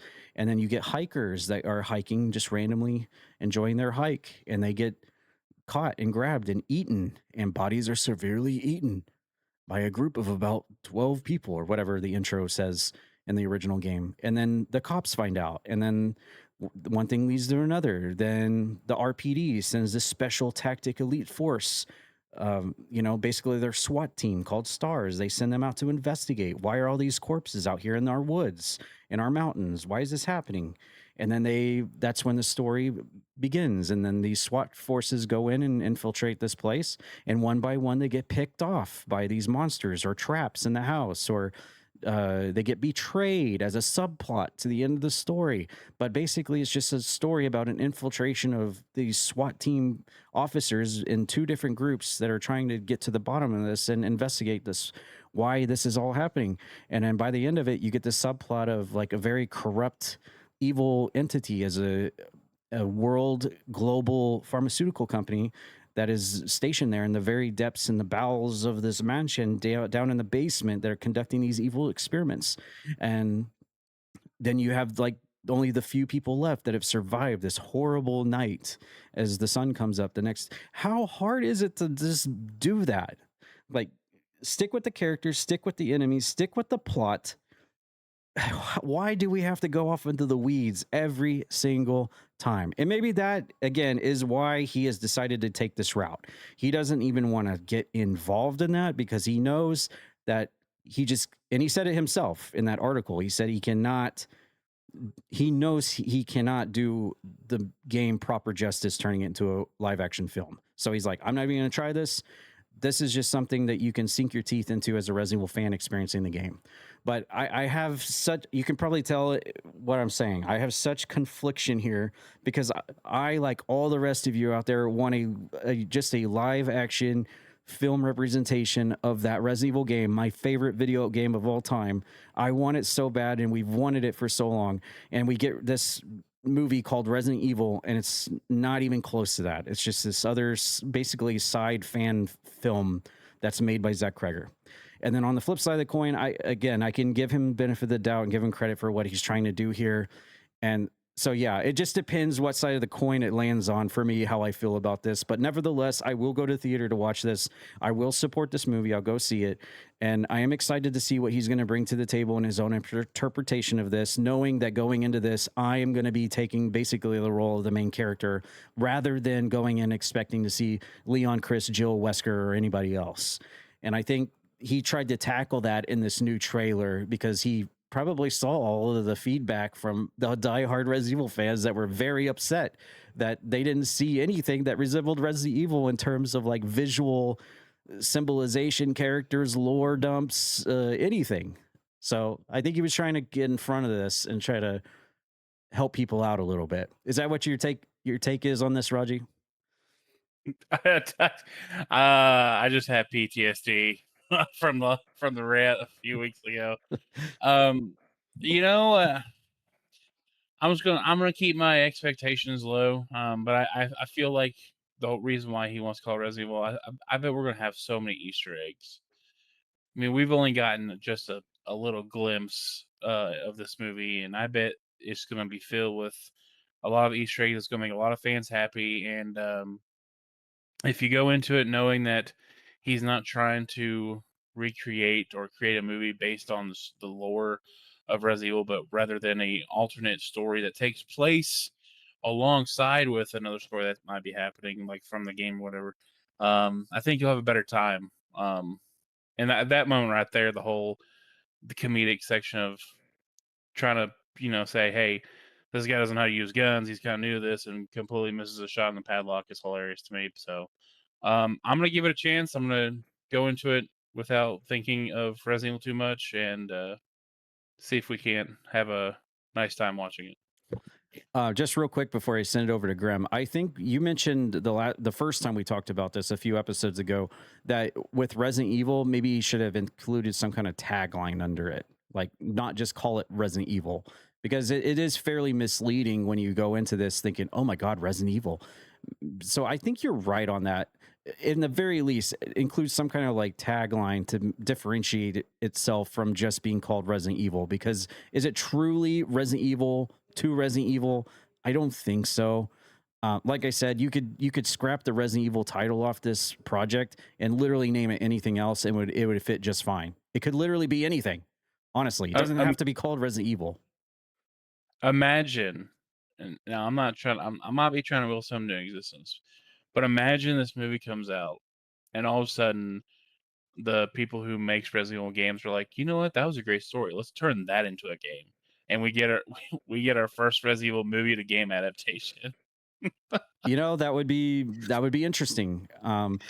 I'm not one of those that are like, you know what, I hate it. I hope it fails. I'm not going to do it. I'll definitely go where they're trying to take me. Does it mean I'm going to like it as much as how I like the origins of what made Resident Evil great and a worldwide phenomenon to begin with? Probably not. But just like the Resident Evil ever since 5, I've been along for the ride. Does it mean I have enjoyed the ride here recently as compared to the original ride? No, but I'm still here. I'm still tagging along. And that's probably what I would do if they actually did that. If they saw this film and they're like, oh yeah, this is a great original story to bring in another brand new original character to a game like we did with Ethan Winters. And, we'll make a new game a spinoff game based off this. I would give it a shot. I'm not saying I wouldn't.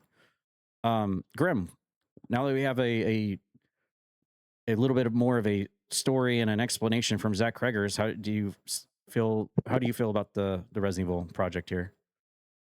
Well, to answer one of your questions, if Guy Can't Shoot Zombie was the movie title, do you really think a lot of people would go see it? If the trailer revealed it was more like a comedic, probably.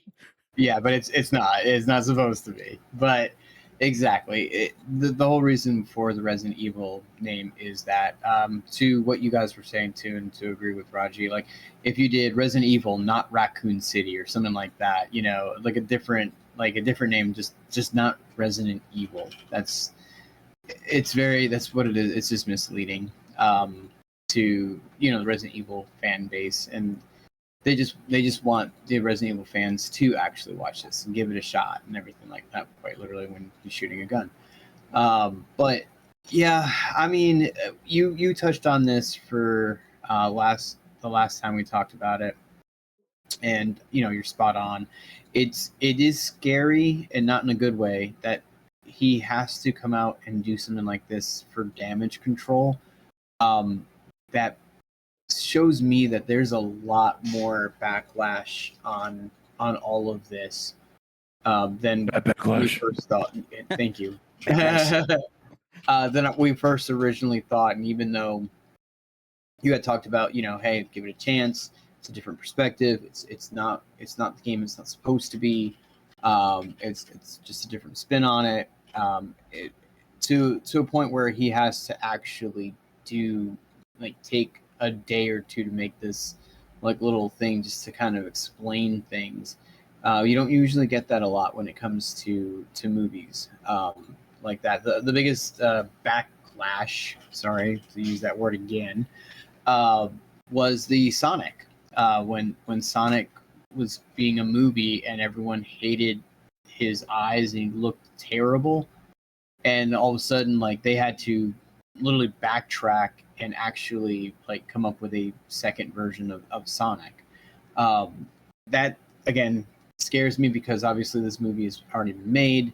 There's no CGI where you can just, well, for the most part, that you can change something. I mean, maybe you could, but it the whole movie is pretty much done, and I would imagine, and it's one of those things where they can't go back on this. They just have to ride this boat basically, and hope that it doesn't sink in the first day or two. Again, I still probably will go see it. Honestly, I would love to just to kind of see. I'm not much of a horror guy myself, but I love Resident Evil. So to see what his vision is it'll be fun to watch. But I'm not. I don't really have much of a dog in the fight like you would, where this is your series, this is your bread and butter. It's like the TMNT stuff with Michael Bay. You know what I mean? Like a lot of people hate it, some people like it. It's kind of the same thing. So again, I'll probably still go see it. It hasn't changed my my opinion one way or another, because like Raji, I don't go by critics and what I see online. I go with what other people say, and like-minded people like myself, or I'll just go and watch it myself, and then I'll make a decision. I'll make a decision whether or not I like it or not. So we'll just wait for it to come out, and then we'll go from there. One thing I also wanted to point out, and then we'll end our movie block, is the fact that he felt like he had to justify himself by, if you remember the beginning of the trailer, he talks about how he has played all the Resident Evil games, or so many Resident Evil games, and has spent thousands of hours into the games and too many hours into the games. The fact he had to come on camera to tell us that to let us know, like, look, I have experience with the Resident Evil games. I've played them. I've spent thousands of hours on it. I mean, that's kind of telling in itself that he had. Yeah, that's a very good point. That he felt like he had to do that and confront everybody to say that and do that. Yeah, that's why I feel a little bit more, not, like I said, scared, but not in the correct way in this term.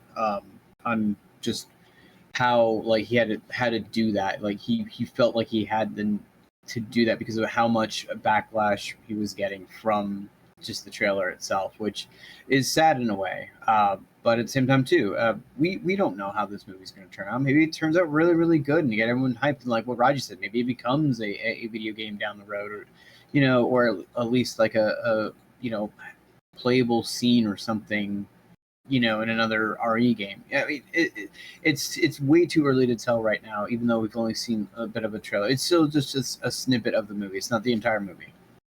Yeah. I have my conflicting thoughts. Again, it's whatever side the coin lands on. I can see it both ways.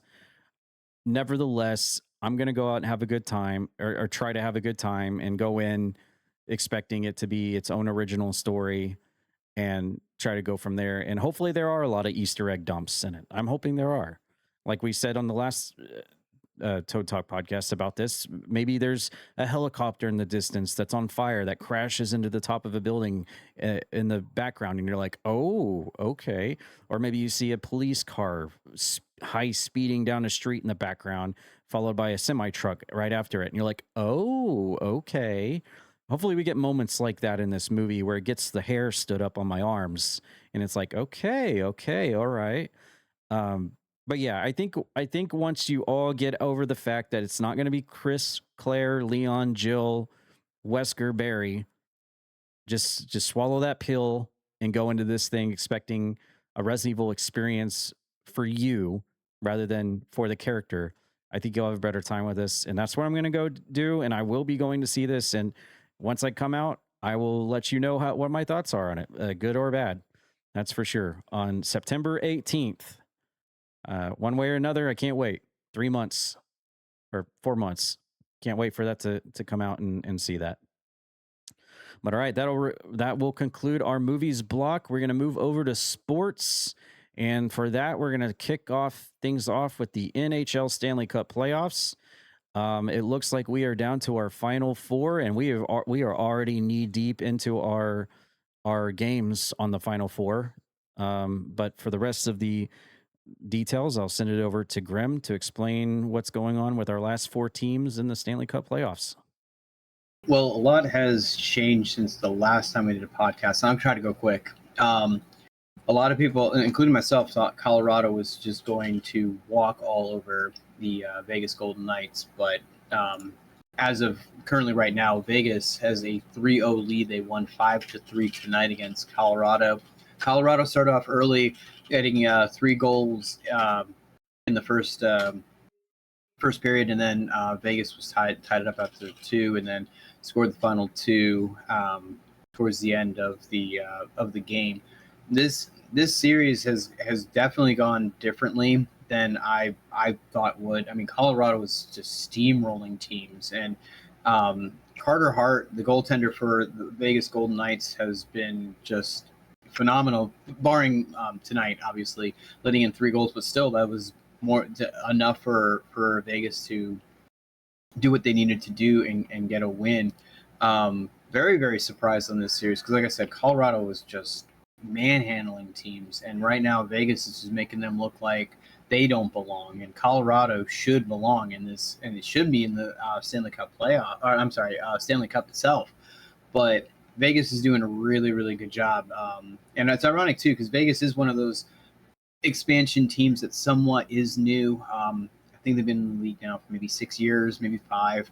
Already has a Stanley Cup victory and like a cup finals victory in their, what's the word I'm looking for? Their team history, even though it's very, very short. On the other side, real quickly, I did mention that there was a Game 7 on the last podcast between the Sabres and the Canadiens. This game was crazy.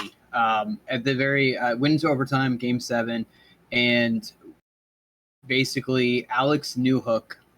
If you want to get a name for an NHL quiz, he has scored 2 game-winning goals in Game 7s in 2 series so far this year. That's insane. He did score the game winner. That would be the game winner when they were up against the Tampa Bay Lightning. It was like 8 minutes to go in that game where they won 2-1. And in this one, he scores in overtime. And they showed a very, very awesome video on the side for Buffalo, just like neglected and just like really, really upset and sad and just down, and Montreal's just celebrating. And this guy now has won. He scored the game-winning goal in overtime. So Alex Newhook is a monster. Right now, that series, though, between Montreal and Carolina is tied up at 1. Game 1 went to Montreal, and Game 2 did go to the Carolina Hurricanes. And again, if this game goes to a Game 7 again, watch out for Alex Newhook. He might be the first person to ever score 3 game-winning goals in a playoff Game 7s in the same year. It's crazy. So right now, Colorado's got to run the table. Right now, they're down 3-0. And Montreal and Carolina, like I said, bouncing back from Game 2, that they definitely needed that more than anything. But Montreal's kind of showing that they are a team to beat, and it's not going to be the the never lose a game, kind of like how OKC was trying that. Carolina was as well. Kind of the first 2 series they won 4-0. But right now that series is tied up at 1. And then tomorrow they'll be playing Game 3. So there's your little bit of hockey news and a little hockey trivia, I guess, in a way. So I know going into this, you had the Avalanche winning over the Knights, but now that I think things have kind of changed a little bit here, who do you predict will be in the finals? I still have Carolina in the Eastern Conference Finals to win, beat Montreal. I picked Colorado. Excuse me. I mean, if a team is going to win 4 in a row, I feel like this team, Colorado, can. It's just their goaltender Wedgwood is just not playing great at all. Like, I mean, Colorado again, Game 3 tonight. They were up 3-0 after 1, and Wedgwood looked like the goaltender that he has throughout most of the NHL regular season. And then Vegas just figures him out. I mean, I'd be surprised if he starts Game 4, but you know, if you know anything when it comes to hockey, you got to stick with your guy. And Wedgwood has been really, really good. It's just sometimes he has these nights, but it's just now it's been 3 games in a row, and that's definitely not what Colorado needs. It's going to be very tough. I still have to find a way to hope that Colorado can do it, but right now, I mean, Vegas is definitely proving me and a lot of NHL fans wrong by being up 3-0 right now. It's funny that we're looking at them being 3-0 right now. When you look on the other side, you see the Montreal Canadiens have won in their first 2 matches 4-3. So maybe Colorado can do the same thing and come back from 0. I don't think Montreal did that, coming back from 0 to win 4-3. No, but they've gone to Game 7s, and again, I preached it since the start of the playoffs. Any Game 7 in NHL is fun to watch. This one would be crazy if that series goes to Game 7, Colorado and Vegas. That is going to be a wild Game 7. So I wouldn't want to be a Vegas fan if they lost the next 4. I mean, but at the same time, that's just it. Like the fun of that Game 7 start. Like even though you were up 3-0, and all of a sudden it's 3-3, you still have to have hope that you can actually still win as a fan. So, like I said, who knows? But I mean, Colorado's got to win 1 at least. Yeah, you would think after how well they did in the first 2. Yep, but I mean, like I said, it's just been a wild series. All right, well, we'll probably know by next week's podcast, right? At least what's going to go down over on the Western, at least. All right, well, that'll wrap up our NHL. I have some breaking news. I just want to go ahead and put that out there. Okay. Since we were keeping tabs on it, just a quick breaking news. With 27 laps to go, the NASCAR race ends under red flag due to weather condition, and your winner is Daniel Suarez. Daniel Suarez gets his 3rd career Cup win, first of the year. Oh, there you go. Wow. All right. Wins due to a little bit of rain on the track. Don't want any spin-outs. All right, moving over to the NBA. Oh, boy. In our Final 4, we have Cavaliers and Knicks. The Knicks up 3-0 over the Cavaliers. And over on the other side, my precious, fabulous OKC Thunder. Well, they started off looking good, and then Game 2 was like, or was it Game 2? Whichever one, the first one they lost. I think it was Game 2. Maybe it was Game 3. No, it's game one. So They lost. game one. They Oh, lost game game one, they one. lost. Oh, they lost. That's right. They lost game one, Yep. and I was like, guys, and then they came back and started looking like themselves again. So that's really good. You can probably hear dog in the background.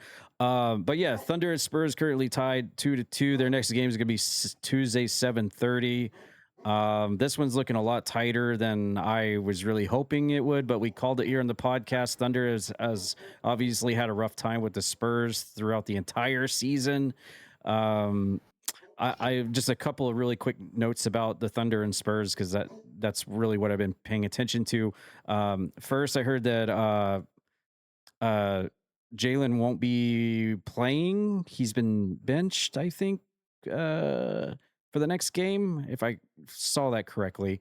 And then the other bit of news I saw was when the Thunder defeated the Spurs in San Antonio in the last game, right as the game ended and the buzzer hit, there was a big thunder strike in San Antonio right as the game ended, which kind of went a little bit viral, which was really cool. But yeah, I just wanted to point those two things out. But right now it looks like Thunder and Spurs series tied 2-2. The Knicks looking a lot better over the Cavaliers 3-0 as we head even closer to our finals. Obviously, being from Oklahoma, I want the 2-peat. I want to see Thunder get in there and have a great game against the Knicks, which is what it looks like it's going to be.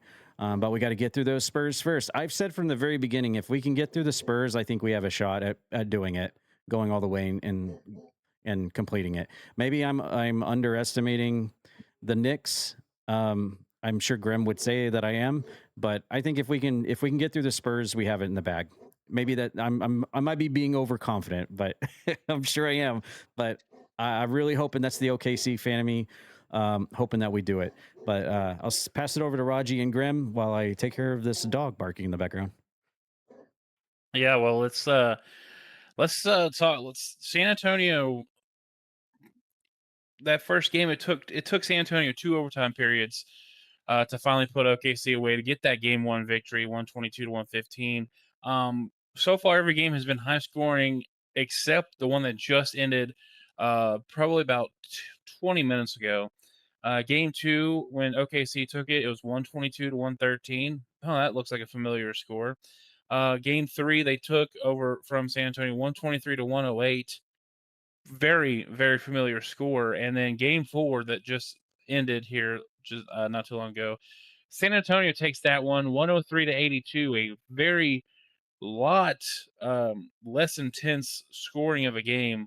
SGA held to 19 points, while Wembanyama, I believe, scored 33. Yeah, Wembanyama scored 33 in the 31 minutes that he played. Jalen Williams off the bench scored only 3 points in the 23 minutes that he played.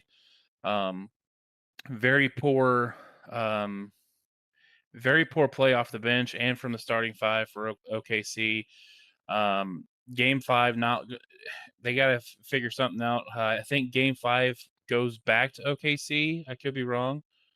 Yes, Game 5 goes back to OKC. Game 6 will be in San Antonio, and then if it comes down to a Game 7, I believe Game 7 will be in OKC as well.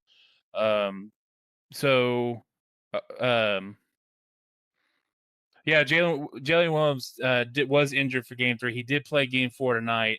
He had 23 minutes played in the game, but only scored 3 points tonight in Game 4. So I mean, I'm sure surely the injury is affecting him. He went 1 for 7 on field goals, which ended up being a 3-pointer. So he nailed a 3. Got a few rebounds. I don't know if we touched on this last week. I could be wrong, but Graham, do you want to talk about that wild Game 1 that Knicks had against the Cavaliers? I don't know if we touched on that last week or what, but let's talk about that. Yeah, we can. And before we completely dive into that, I just want to say, like, this is a complete 180 on how I thought these series would be about. I would think that the Knicks and Cavaliers would be tied at 2, and OKC is up 3-0, or at least 2-1 in the Western Conference. But yeah, this has been a wild ride for the Knicks. And what's scary is and kind of what Tad was talking about. right now, yes, the Knicks look really, really good. Like they know what they're doing. But it took that game one and for that to go into overtime too, mind you. Like that was a game where the Knicks were getting embarrassed in Madison Square Garden by the Cleveland Cavaliers. And then Brunson just was like, you know what, let me go one-on-one with Harden and kind of wear him down. And a lot of that too, that 22-point deficit in game one was a lot of people will kind of blame the coaching as well for Cleveland not calling timeouts or getting Harden on someone else kind of deal. But at the same time, to answer what Tad was saying, like the Knicks are starting to feel like they are the better team. They are the best team in the NBA. They're starting to feel that.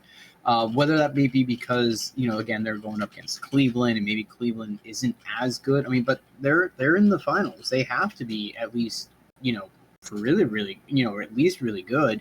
But that's just it. Like a team like, especially the Knicks too, where like, no, we're the better team because we're the New York Knicks. It's not, hey, we're the better team because we're the Cleveland Cavaliers. No disrespect to that, but the heritage and the history that the New York Knicks have, and for a fan base too that has been like starving for the Knicks to actually be this good and to be kind of like the bullies again in the NBA.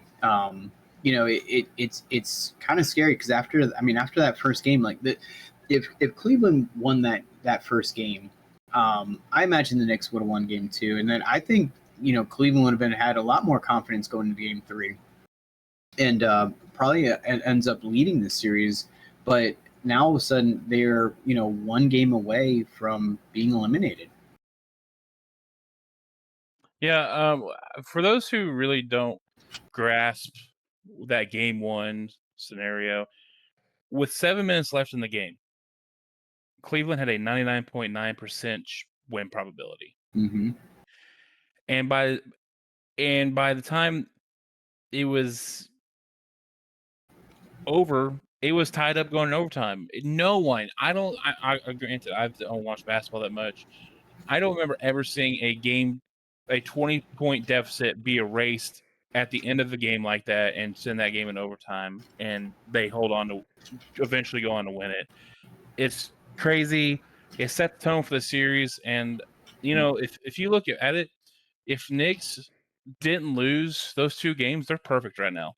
Knicks is looking like the best team for the Eastern Conference.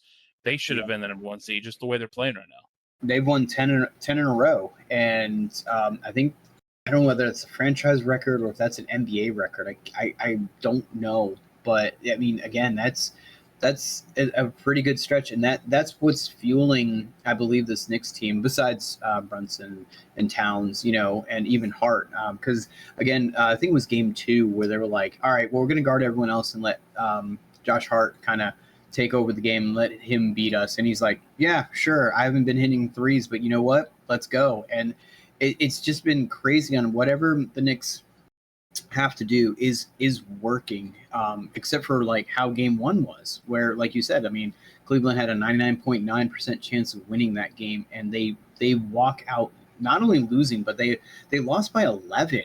Like that overtime, they were just so defeated and so deflated that they just didn't do any. They scored 3 points in overtime. So like, I don't know. I feel like this is just a team, which is wild because they took Detroit to the limit, and that should have been enough where you're like, hey, we're world beaters, we can do anything. And that game one, just all of a sudden everything, it's gone from Cleveland. I wouldn't be surprised if the Knicks win tomorrow, but hopefully, I guess, if not for me, but for Cleveland fans, at least give them some sort of like hope and spark and be like, hey, at least take one, give us one at home, and we'll let the chips fall where they may after that. Yeah, New York Knicks did set a franchise record for consecutive postseason wins at 10, Yep. Which shattered the previous record of 6 when they had their run to the NBA Finals in 1999. Mm-hmm. Yep. Did you guys see the viral thunder strike in San Antonio that I was talking about? Right Did not. Right as the game ended. It was pretty cool. It's a Oh, sign I'm sorry. from Yeah, the heavens. I was gonna say we've been talking so much Knicks that Tad is like, okay, let's go back to the real team, the OKC. Let's go back we, to the. We understand, we get it. Let's but go. You know what? That series is tied up at 2, buddy. So you might want to worry a little bit more about the Spurs and less about the Knicks all of a sudden. Well, I just wanted to talk about the 2026 NBA champions, the Oklahoma City Thunder. That's all. Mm-hmm. Okay. Before we move on, can we touch on a different sport right quick, just for Sure.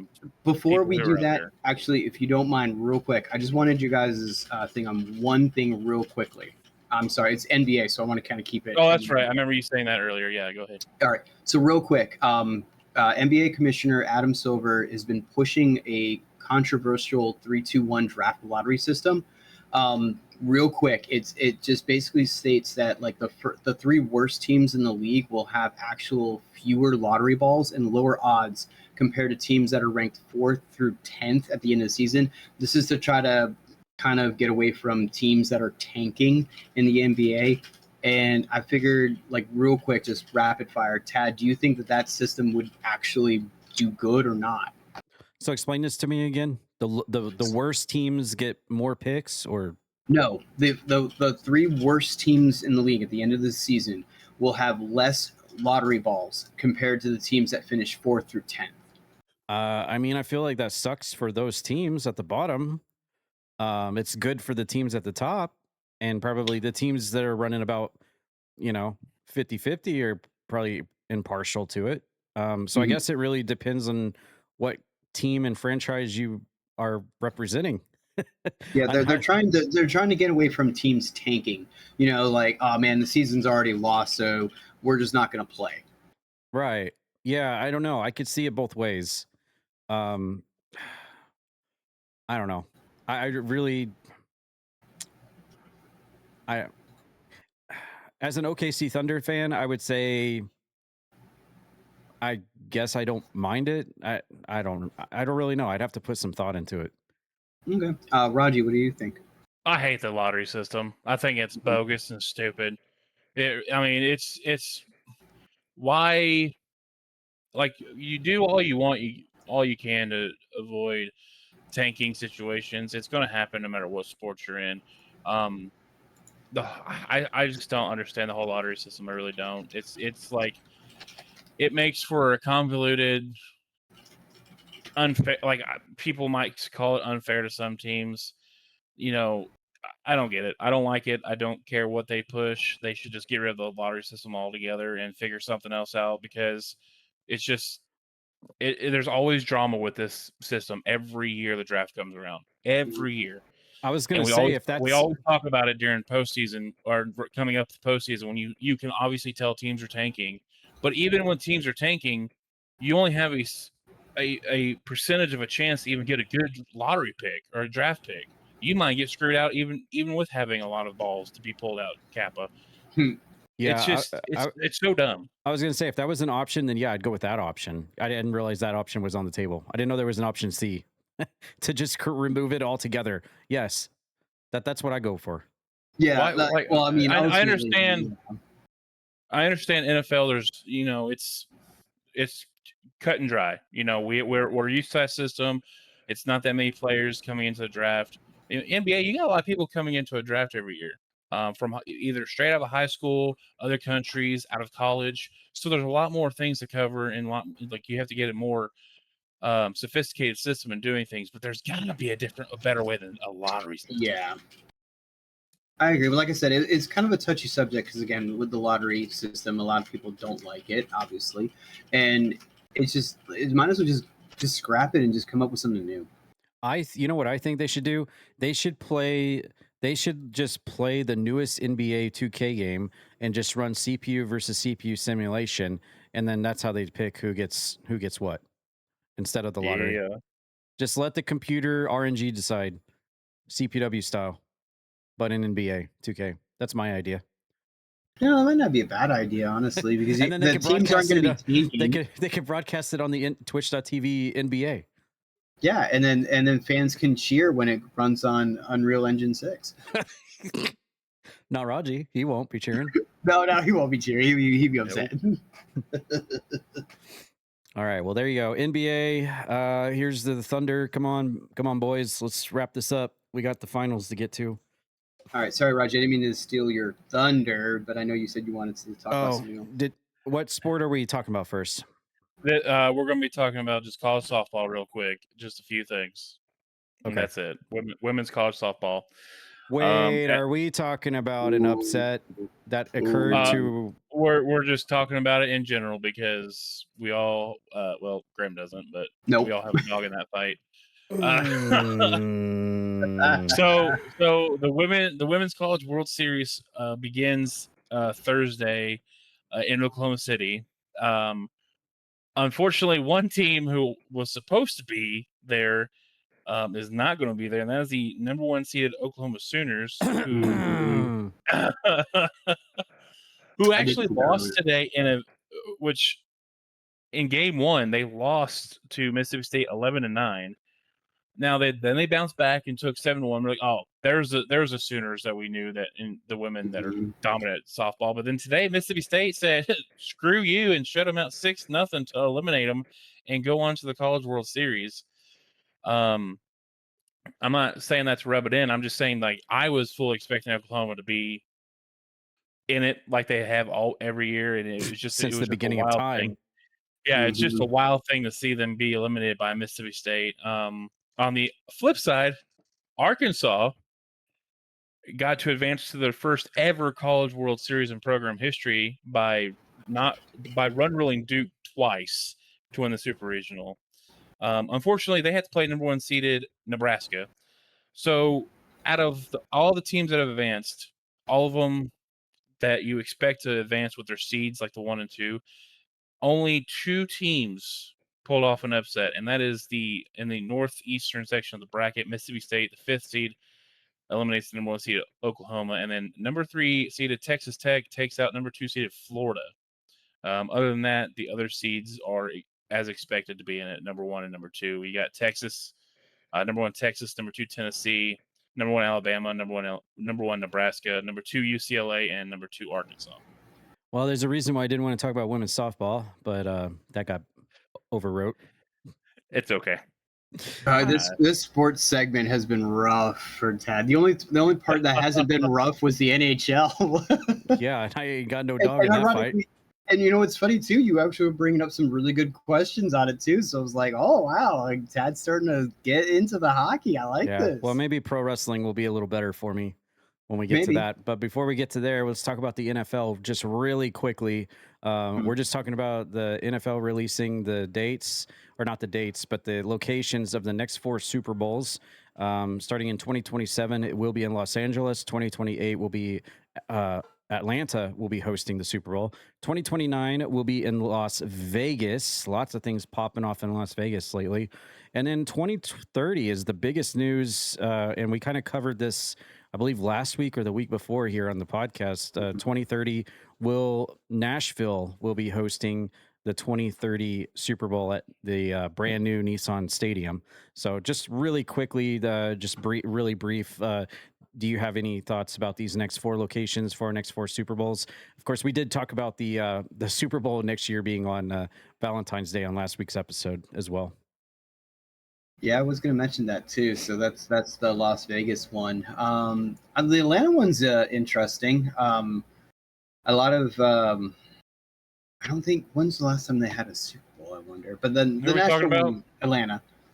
2019 Patriots Rams. Okay.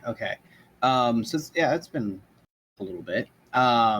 Nashville is kind of surprising. I guess I need to save up some money if I want to potentially go. It's pretty close by to me. I wonder if Super Bowl tickets or WrestleMania tickets are more expensive right now. Oh my gosh, that is a very good question. Leave your comments down below if you can. Which one do you think it is? Yeah. Do you think WrestleMania tickets or Super Bowl tickets are more expensive? Let us know in the comments. Raji, do you have anything to add to this, or shall we move on? I mean, it's pretty cool that Tennessee is finally getting the Super Bowl. Mhm. I agree. I think that's awesome. This is their first time ever to host Super Bowl, and I think it's overdue. That stadium is beautiful, but kind of weird. Kind of looks like an expensive mansion just from that photo right there. It looks like a Oh, don't say mansions. Looks like a penthouse, kind of. yeah. So I think Tennessee Titan fans, or any football fan that lives in that area, I think you guys have been overdue for a Super Bowl. You guys have had other big events. You've had a SummerSlam in Nashville. You've had other like big name concerts, but you never had the Super Bowl. So I'm glad you guys are getting it. But yeah, that's all I got to add. Is just I'm happy that Nashville's Rumors getting of one. WrestleMania as well. Yeah, rumors. Mm-hmm. All right. Well, speaking of WrestleMania, we're going to move over to wrestling news, and to kick things off, we had I actually saw this before, but we have a really brief scene here with Danhausen from this week's SmackDown. Actually, let's hold off on that. We'll do that with SmackDown. We'll just go straight into Raw real quick. I'll just go over the results, and if you guys have anything to add, you can at the end of it. Raw are we going to do the Saturday night main event as well? Do you want to?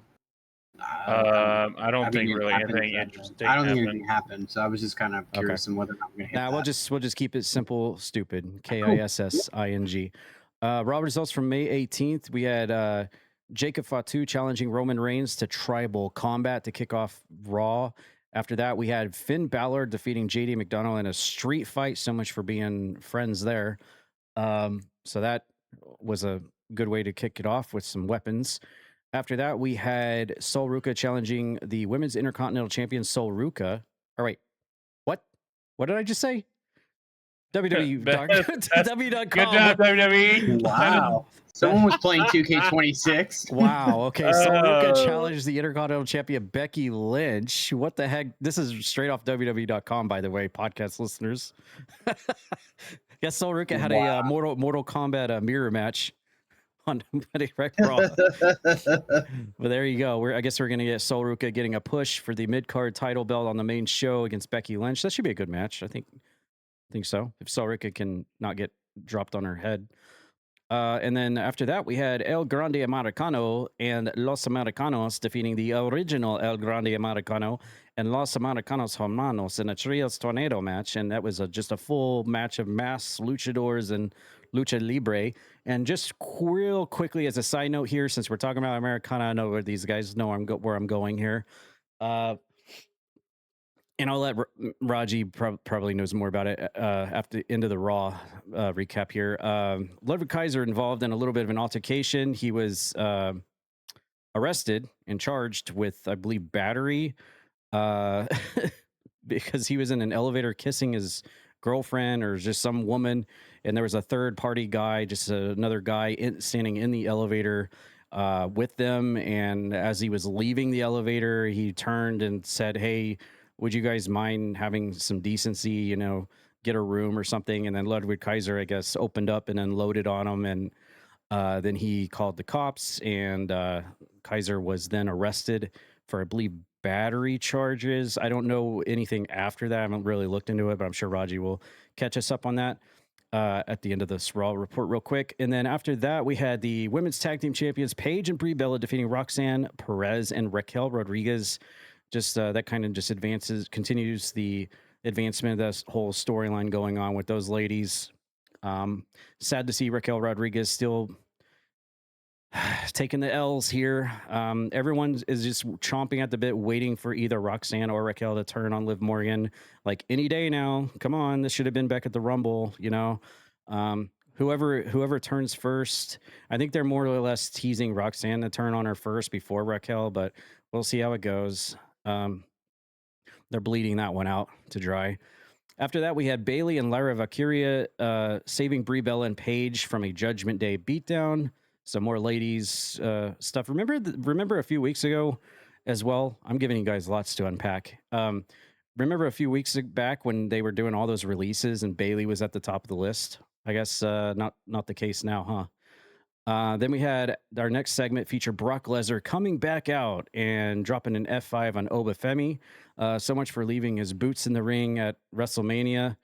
was it? I think it was WrestleMania. Yes. And walking out and crying and hugging Paul Heyman, and basically everyone saying, well, Lesnar's gone. Well, guess what? Brock Lesnar's back, and he decimates Obafemi. I guess that one's not done yet.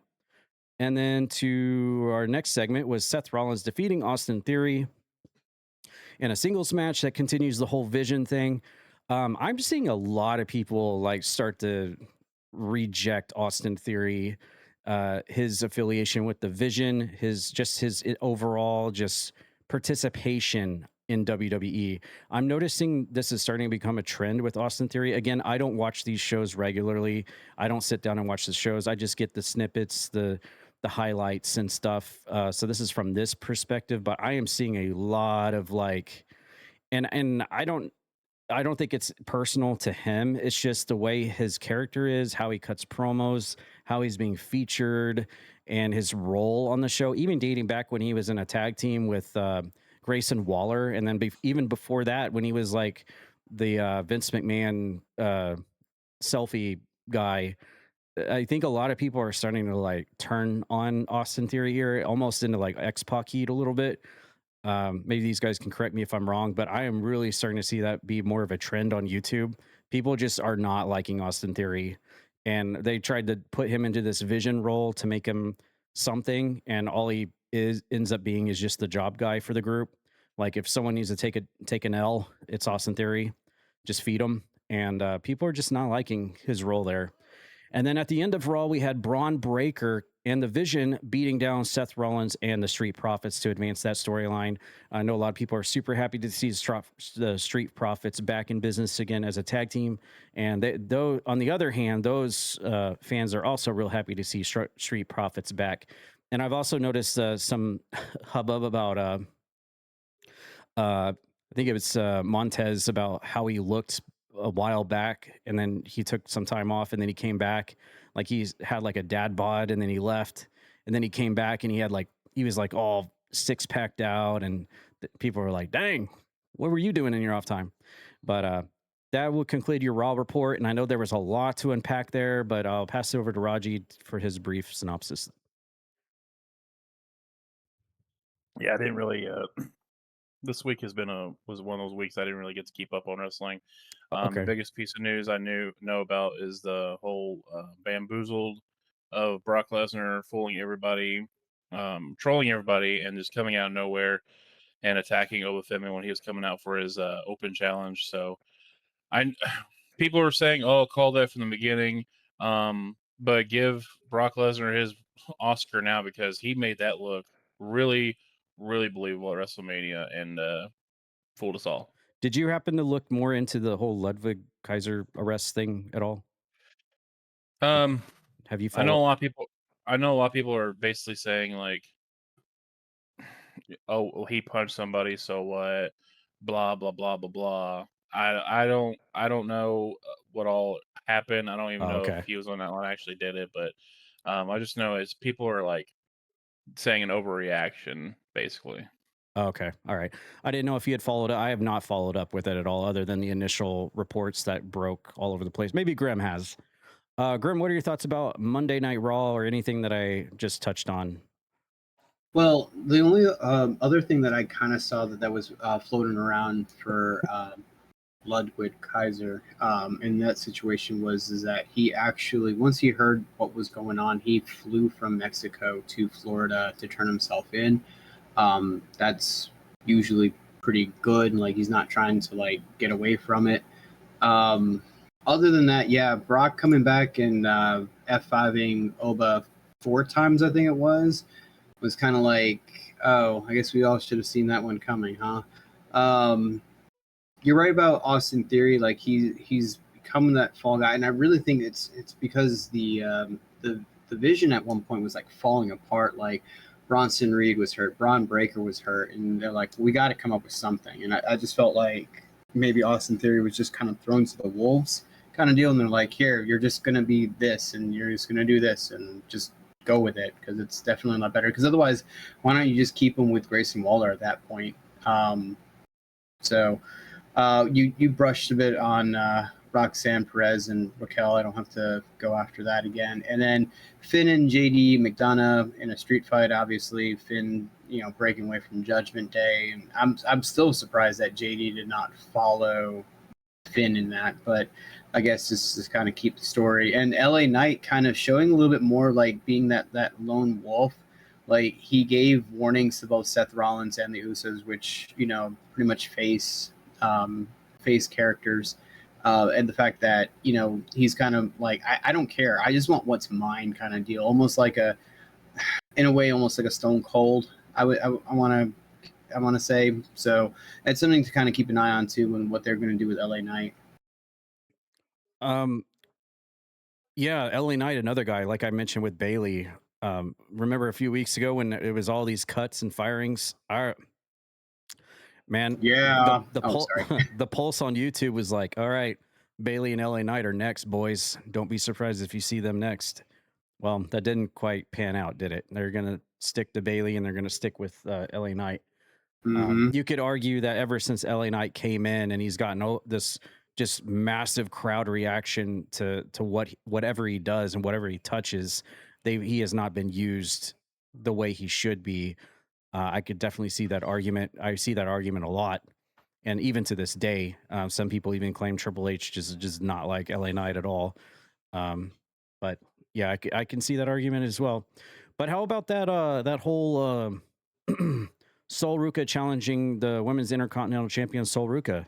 That was probably the best part of the show there. Yeah, I mean, totally. Like, I mean, I heard what you said there. And are you reading what he said too? Because it's no, I heard him say best chart of the show.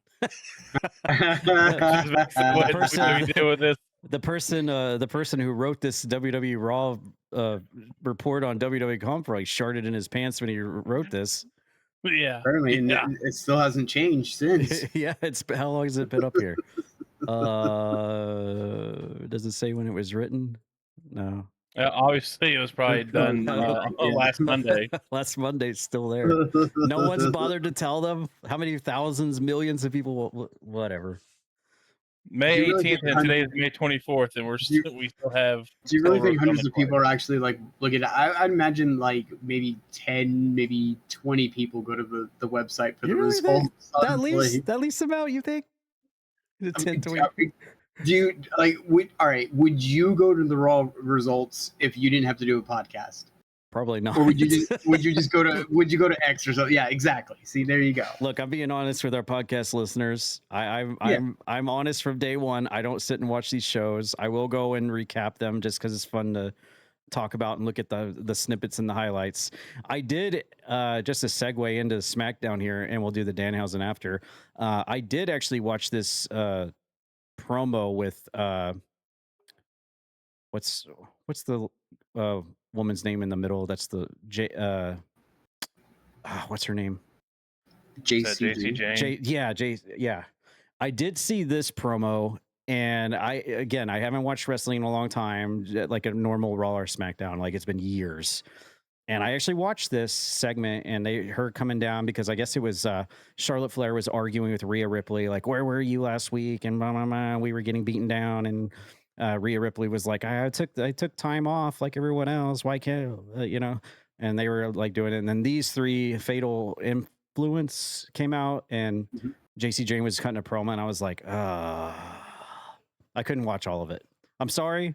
I'm not bragging on JC Jane. It's just the promos I'm used to are from. I'm still stuck in the old days. You know what I mean? Like, it feels way too scripted to me. Like, I feel like you can tell that they memorize the lines on a piece of paper before they come out, and they're just reading the lines off the paper. There's no emotion to it. There's no.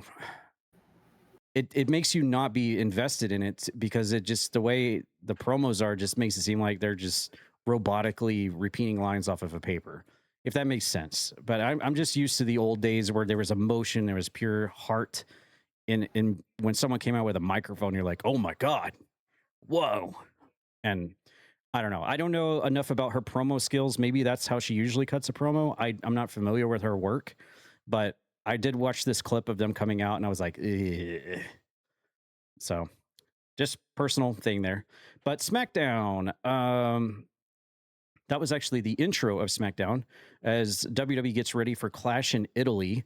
Rhea Ripley was back with her title. Charlotte Flair was in there. Alexa Bliss was like the middleman going like, girls, can we just get along?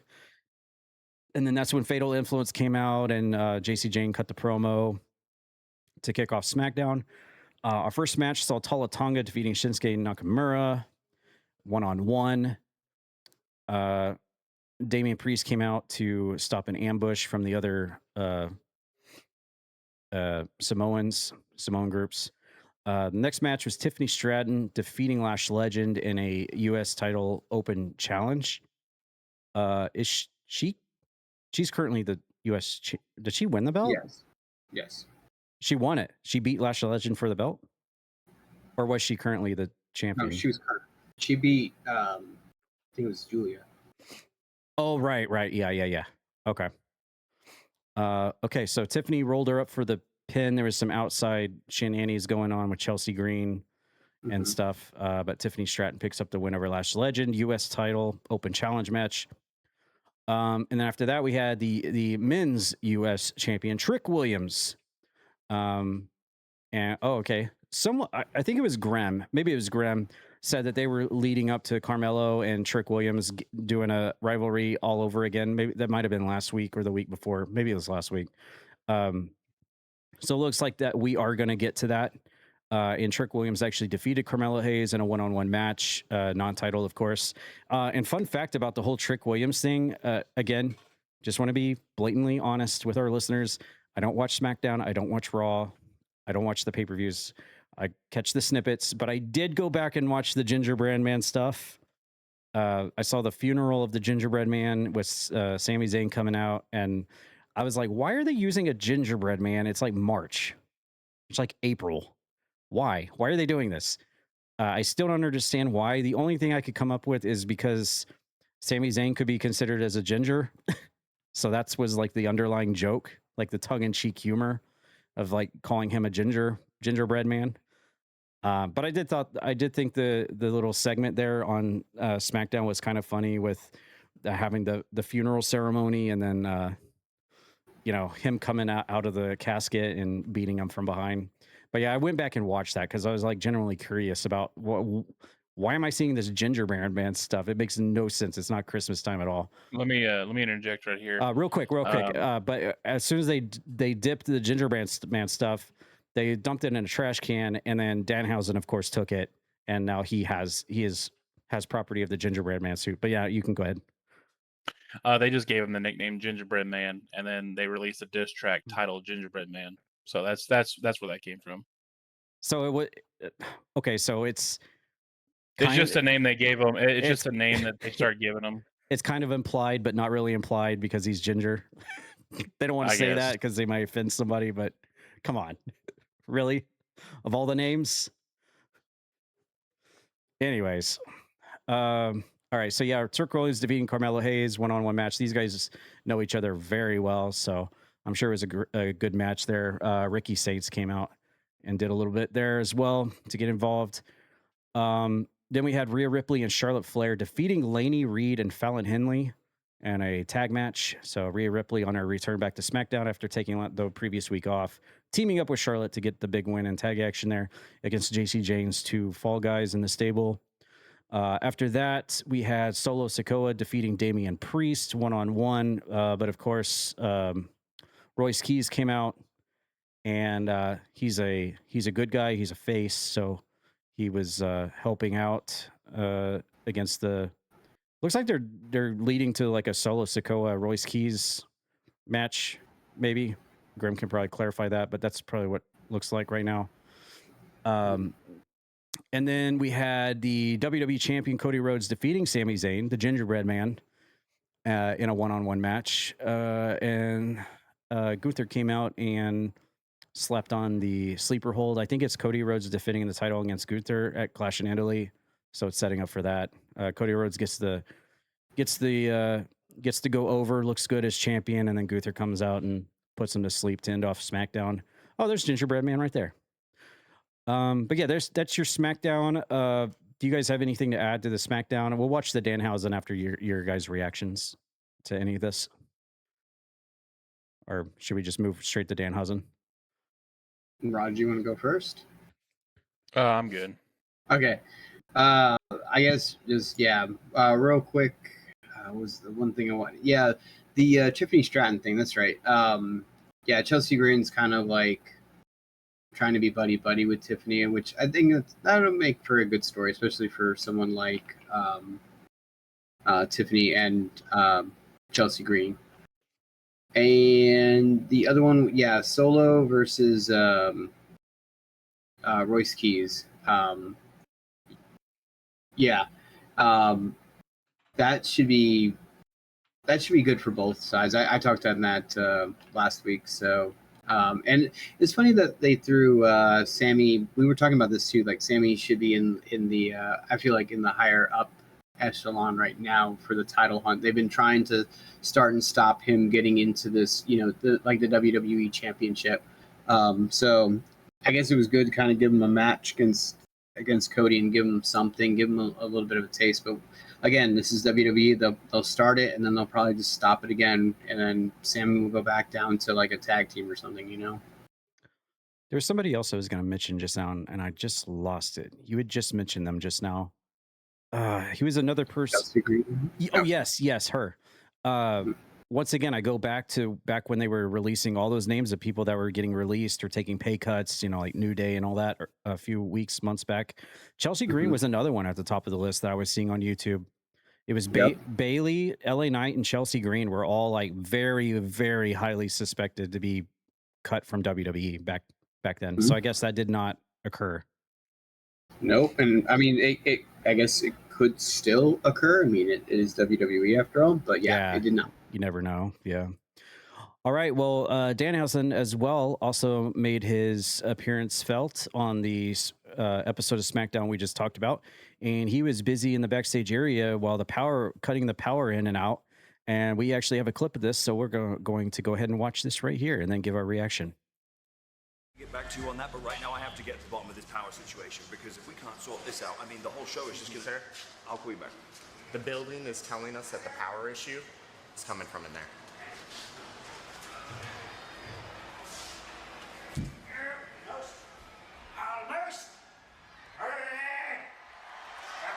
Danhausen, what the hell is going on in here? Where are you? What do you mean, who am I? I'm the... What are you doing? Who are you? Hold on. This must be what's causing the power issues, Danhausen. We're live and we keep losing power.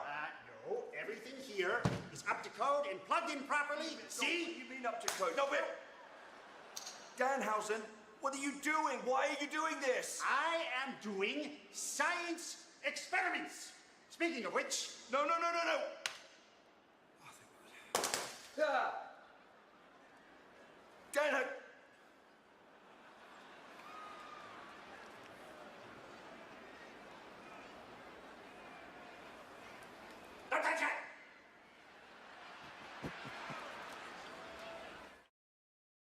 I love how you can hear in the background someone on commentary like corpsing when he's like at the end. Yep.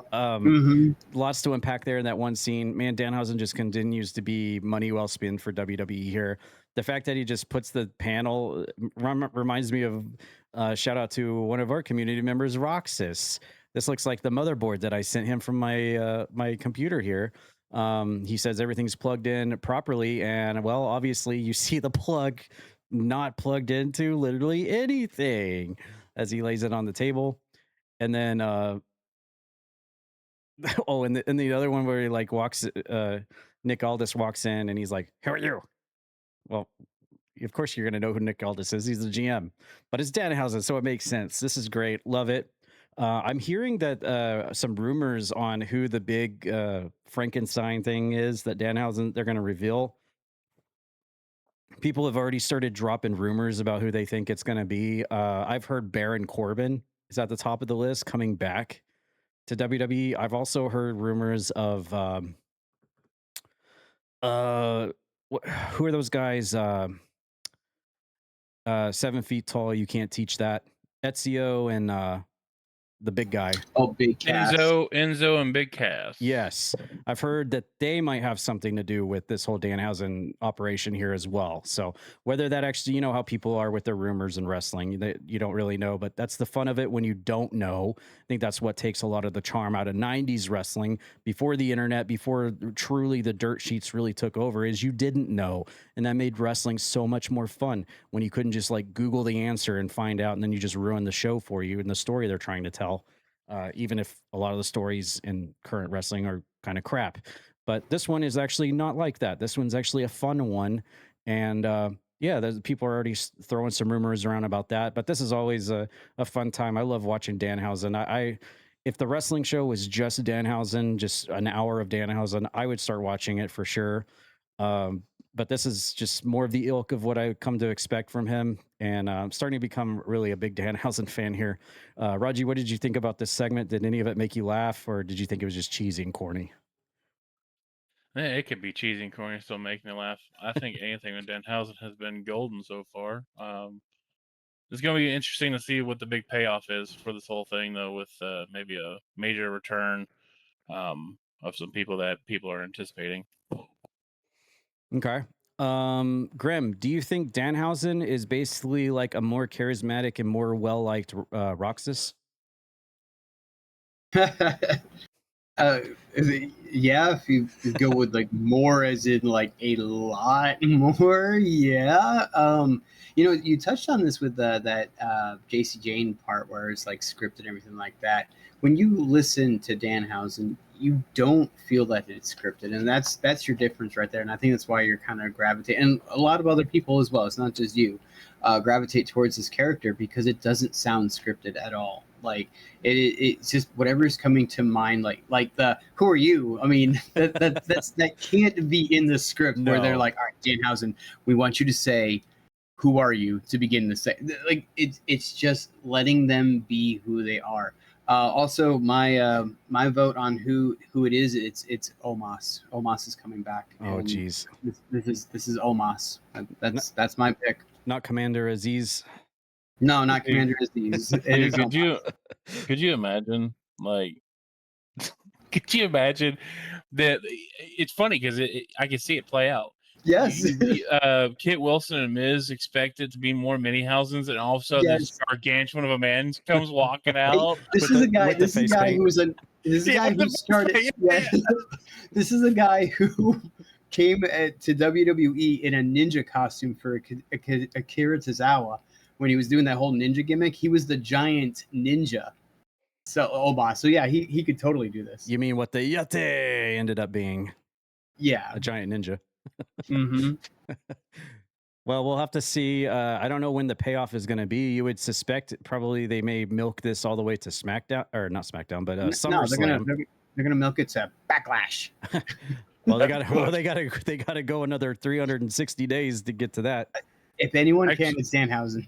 Actually, I think we're gonna get the payoff. Is it a week from tonight? You think so? On a normal SmackDown? We have no. Clash in Italy, yeah. Oh, you think it's going to be there? Yeah. Does it come out with a baguette? I'm so sorry. You know what they could do? They could bring back. Well,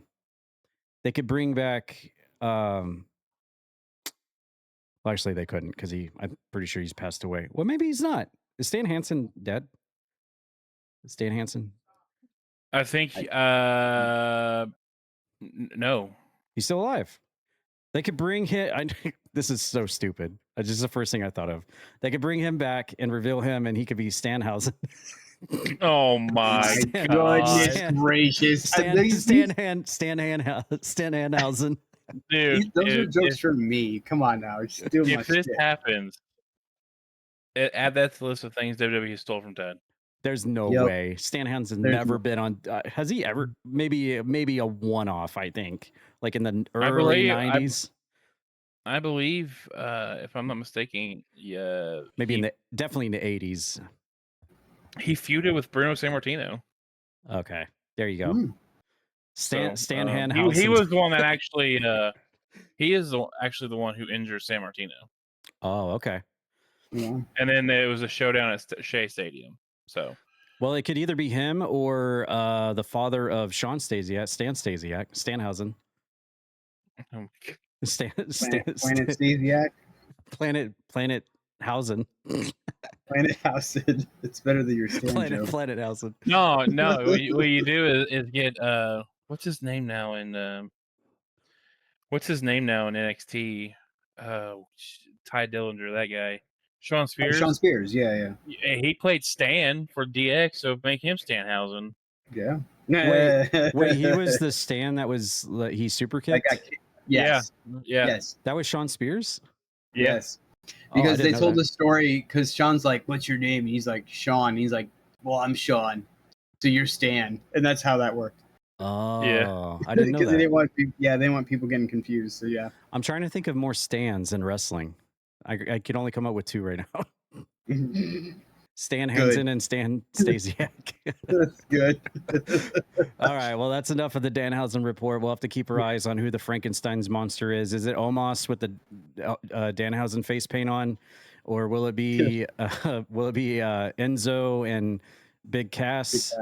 Or will it be what everyone is starting to think is Baron Corbin getting a new contract and coming back, and he'll be the Danhausen? I'm hearing that a lot. I know you're like that. Wow, that sounds silly, Baron Corbin coming back, but a lot of people seem to be leaning towards that. I literally just Googled it, and Stan Stasiak and Stan Hansen are the only prominent Stan wrestlers. So, hey, I know my There you go. wrestling. I know my wrestling. Yeah, validated. Your joke isn't, but okay. All right, we're gonna move from WWE over to AEW. They just concluded their Double or Nothing pay-per-view at the time of this recording, Sunday, May 24th. It was taking place at the Louis Armstrong Stadium in Queens, New York. And we had a big surprise on the pre-show, but I'll let one of these guys, I'll let one of them talk about it because I'm for sure it's pretty exciting. But we did have Jim Ross on commentary. Good to see him back for the Continental title match. That's one of the first things I was looking for, to see if Jim Ross was still being utilized for their pay-per-views. Looks like he is, so that's awesome. And glad to hear that he's of good enough health. He's had a really rough go of things the past handful of years with his cancer and just surgeries and stuff. So good to see he's still able to get out and do some commentary. Really appreciate it. I have a soft spot in my heart for good old JR for sure. But I'll just run down the results real quick of the entire card, and then I'll let one of you tackle the whole big reveal at the pre-show, as well as anything else you might want to add. But we had Divine Dominion, which is the Megasis, Megan Bain, and Lena Cross defeating Zeta Steel and Viva Van with Christopher Daniels by pinfall. That was one of the pre-show matches. The second pre-show match was the Death Riders, Claudio, Daniel Garcia, Willer Yuta, with Marina Shafir defeating the Ops, Anthony Bowens, Hook, and Katsuyori Shibata in a trios match. The third pre-show match, dark match, was Boom and Doom, Big Boom, AJ, and QT Marshall, and the conglomeration, Mark Briscoe, Orange Cassidy, Roderick Strong, with Big Justice, Harley Cameron, and the Rizzler defeating, hey, that's my nickname, the Rizzler. Defeating Shane Taylor Promotions, which is Shane Taylor, Anthony Ogogo. Oh, haven't seen him at all. Wow.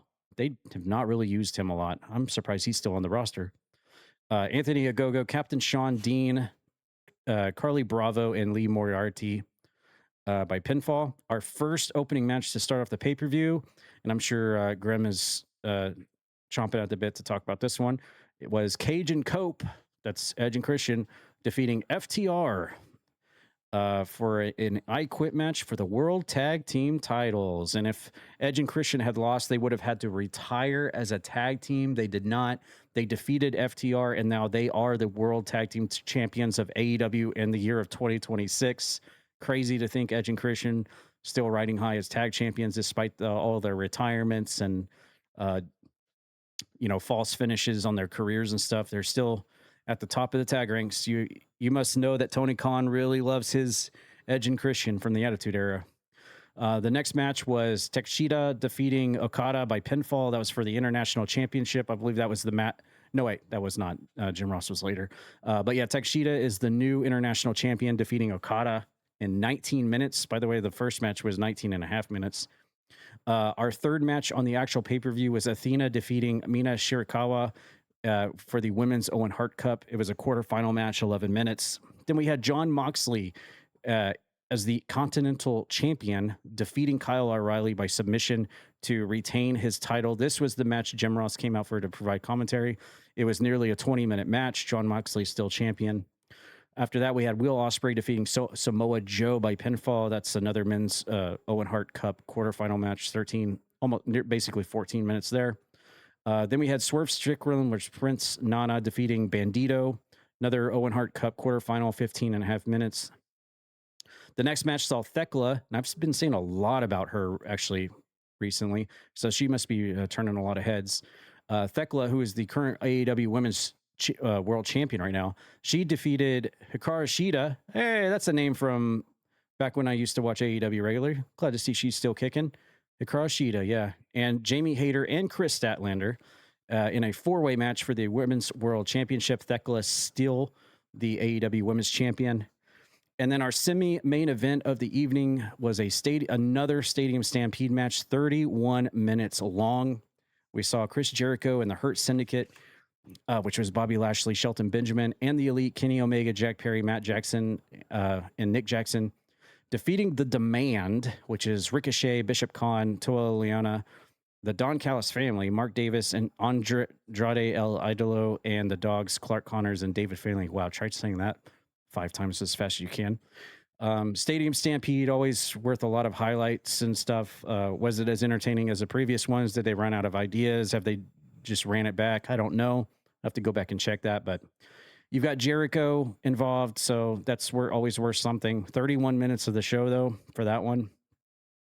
And then, of course, our main event of the evening was for the AEW World Championship. MJF, the former champion, defeating Darby Allin, who is the current champion.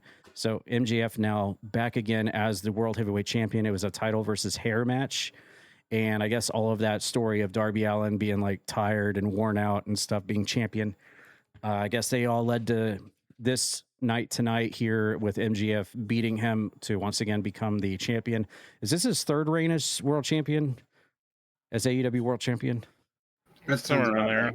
Yeah. I think this is third reign. Okay. But yeah, that's your Double or Nothing report for literally tonight as we recorded this podcast. It's now over, and MJF is once again world champion of AEW.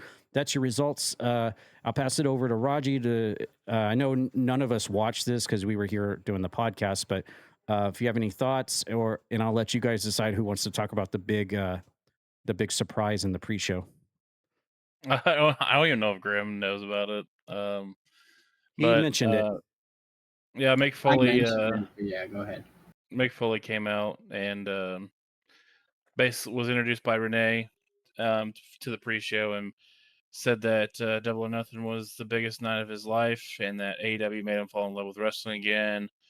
I'm not one to get into promotion wars. It's just, can we just stop bashing the other one and just put on the show, please? Like, taking shots at the other company is so elementary and fans don't care. Just put on good matches and good content and everyone's happy.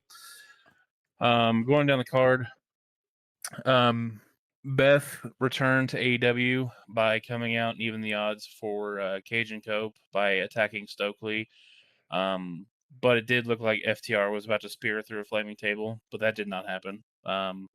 But Spike also made an appearance. If anybody remembers the story of Spike, the 2x4 with the nails in it, that was put into play, and that's actually how they won. I believe Cage had one of the members in a sharpshooter, and then Cope went down and kind of put on like a crossface using Spike, and then that's how they quit.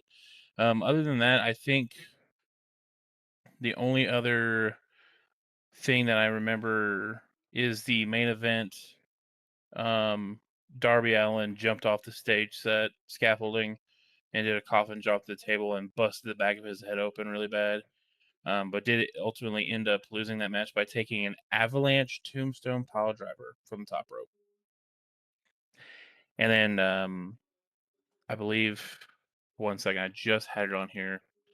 At the end, it was MGF was going to look like he was going to attack him after being loaded onto a stretcher, and then Kevin Knight made the save, and then Kevin Knight actually turned and gave a UFO splash from the top rope onto Darby Allin, who was strapped into a stretcher, and then he dumped the stretcher over, kind of reminiscent of the whole Rey Mysterio getting slammed against the ring post and couldn't protect himself from the fall.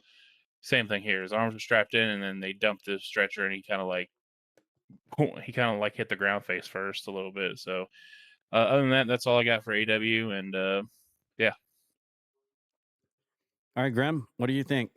Your boys are back tag team champs again. Yeah, kind of crazy how both of them have reinvented themselves in a way, and tag team champions. I imagine this was what they wanted to do when they had the chances. I imagine they wanted something like this in WWE. But hey, I mean, it is what it is. Good for them. I know the FTR is they're a tag team that respects the old guard a lot. Even back when they were in WWE. So again, I'm happy for my guy Christian Cage. He's been my favorite since I've gotten back into wrestling, and You sure about that? Yeah. Even after you find out what he said during the match? Yeah. Do you know what he said during the match? No, I don't. But go ahead. Did he say he hates me? No, Or he. hates pizza? I'm gonna say this as PG as I can. Whenever they were asking him if he quit, he looked at Dax or Wheeler. I can't get him confused, and he said, "I banged your mother, and go f yourself." Like I said, he's just reinventing himself. Okay. I love that for Christian Cage. I love that so much. Ever since he's adopted the black turtleneck and I banged your mom, I'm your real dad. Yeah, your daddy's I love that. dead. I Yeah. love that. I love that for him. Yeah, I mean, why not? I mean, it gives him, and it's something different too. It's not the same thing that you get from WWE. It's the same bad guy, the same good guy. It's AEW does that well. Is that they make it so that their characters stand out, which is nice. Mm-hmm. Other than that, I know that they've been teasing that Darby Allin thing for weeks now. That spot though, like what you said, Raji, with doing the coffin drop off the scaffold, and then busting his head, and then he used that to kind of black out when you had MJF and the sharpshooter kind of move. He did that, I think it was last week as well, where he had his opponent in a sharpshooter and he kind of passed out a little bit. So that wasn't new, but I mean, when you have the blood and the real, you could show the damage, I feel like that was definitely much more impactful. But yeah, I mean, sounded like it was a really good show. Real quick before we jump out of sports and wrestling altogether and move to Croakitoad news, I just want to point out that I don't think it's any coincidence that and I'm not going to get fully into it because that's not what this podcast is all about, but I don't think it's any coincidence that I believe a few weeks ago, or maybe it was a month or two ago, that Mick Foley said that he is completely disassociating from anything to do with WWE now, and that he's no longer going to be any part of any kind of WWE anything. And then, he shows up here on AEW and then has all that weird stuff to say, considering I don't think he's ever been on any AEW show prior to this ever. I might be wrong on that. But for him to just come out on a pre-show part of the pay-per-view and say this is the greatest night of his life and all that, it's obviously sour grapes. His political affiliation is, his personal choice, what he believes in. But to make it as public as he has, I think might work against him in terms of fans and stuff. Obviously everyone has their right to believe how they want. But I feel like at the end of the day, people come to these wrestling shows to escape from all of that. They don't want to think about politics. They don't want to think about people bringing that realm and world into their show for entertainment. And when people see Mick Foley come out here for the first time ever, and just if what you say is accurate about him saying like this is the greatest night of his wrestling career or whatever, to be here in AEW, after all the YouTube videos that he's been dropping about, you know, his politics and now, you know, being completely not with WWE at all. I think that's the only thing people are going to think about is, okay, this is political. And they can see right through it. I feel like, other than the initial pop people probably did to, oh, Mick Foley's here. Yeah, cool. As soon as he opens his mouth, people are going to know why he's here and why he's saying that stuff. And it's to, you know, stick one to WWE. And, I agree with you. I feel like even if it isn't political, I feel like the two shows should have enough talent on their rosters. And I feel like WWE does a better job with this, just not acknowledging other people. I mean, obviously both take their shots and do things. No one's perfect, but I really feel like they have enough talent on the roster where they could just be focusing on their own talent rather than what the opposition is doing. There's room in wrestling and entertainment right now, even if the wrestling fan base is much smaller than what it used to be back in the heyday. There's still enough room for people to watch, have enough room to watch wrestling. Even if I feel like personally there's way too much wrestling, like every show's got like 3 to 5 shows a week now. And it's like, how, I think I mentioned this a few episodes ago. How does anyone have the time to sit and watch all of this wrestling? I don't even watch a show, and I barely have time to keep up with what's going on. So I don't know how people keep track with wrestling in 2026, but yeah, I just wanted to add my 2 cents on the whole Mick Foley thing. I think it's kind of silly for him to come out and say that, and people can kind of see right through what he's saying when he does crap like that. But I respect him as a wrestler and the things that he's done, and you know, the risks that he took to make us as fans appreciate him and respect him. The things that he didn't have to do, but he decided to do to make a name for himself. Totally respect him for that. But man, there comes a time when you need to kind of put the politics in your back pocket, because people are there to watch the entertainment, not to be given a political essay. They're there to watch wrestling. They're not there to watch C-SPAN. You know what I mean? So hopefully he can learn that moving forwards, and hopefully it doesn't turn into like every time he comes out, it's just, you know, more politics, because people don't want to be there to be sat there reminded of what's going on. But that's my 2 cents. If you want to know, there's 7 weekly TV shows for wrestling. Oof. Raw, SmackDown, NXT, Dynamite, Rampage, Collision, and then TNA Impact. Yeah, and let's not forget we have NWA is now on what channel are they on? NWA has a TV deal now. So they're on TV now, and MLW Fusion is coming back, although they might be YouTube only. So just to add on to that. But yeah, that will conclude our sports and wrestling portion of our podcast. We have once again ran pretty long, but I'm going to try to fly through this last segment as quickly as possible. Whew, we had a lot to talk about. Real quick, we're going to just talk about my streams for the previous week. I believe I streamed 4 times this week. Excuse me. We started off on Monday, and I streamed a series of different Xbox games, going for all of the achievements in them. Let me just scroll back up and get to that just to get all the games I did. Okay, yeah, here we go. We did 4 games on the Xbox Series X. I decided to go on a complete achievement spree on Monday, and we played and defeated Buddy Garden, Corgan, Mystery Paws, and Hidden Cats in Christmas. 2 of those games made by Celestia Games. And, you know, Hidden Cats games are my guilty pleasure. I love playing those games. They're always a lot of fun. Then we went to Tuesday for CPW, and we'll get to that in a second. And then 2 days ago, we were back again with more games. This time we were on Steam, and we were just playing a series of different games that I received keys for, were contacted by the developer to play. This included Lemuria, Centipede Simulator, The Well Is Not Empty, which was a demo. Then we had Dark Pals, The First Floor, which, by the way, came attached with one of the catchiest songs I've heard in a video game in a long time, from the Omelet Man. catchiest song I've heard in a long time from a video game. If you've not had a chance to check out the Omelet Man song from Dark Pals, go check it out. It will be stuck in your head for a week. And then an Untold Memories Potter's Field, which I played the demo for back during Steam Next Fest. So we knocked out those 4 games.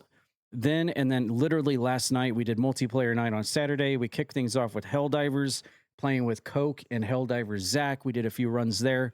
Then we switched over to NASCAR 25, where we did the aforementioned Kyle Busch tribute memorial. We all played as Kyle Busch, racing a different through different tracks and stuff, just to kind of, remember Kyle Busch and his untimely passing on NASCAR 25. Had a lot of fun in that. After that, we jumped into Pratfall, and we had a couple attempts to get through that. We finally made it to the ice biome. And I feel like we're making it to the ice biome pretty regularly now. There's one biome after that, which is the lava biome. And then at that point, you've beaten the game. We're slowly working our way through Pratfall to get to a run where the lot of us can make it to the end. We haven't technically beaten the game yet and made it to the end yet. That is something that's very high on my list. I want to do that, especially as a community, and have a big group of us actually beat Pratfall and make it and save our dog at the very bottom. But if anyone does not have Pratfall or not familiar with it, definitely check it out. Really fun game. It's like Reverse Peak, where instead of climbing up, you're actually digging down, and one wrong move, you'll go falling like 200, 300 meters and go splat, and you are dead until you get revived by your fellow players.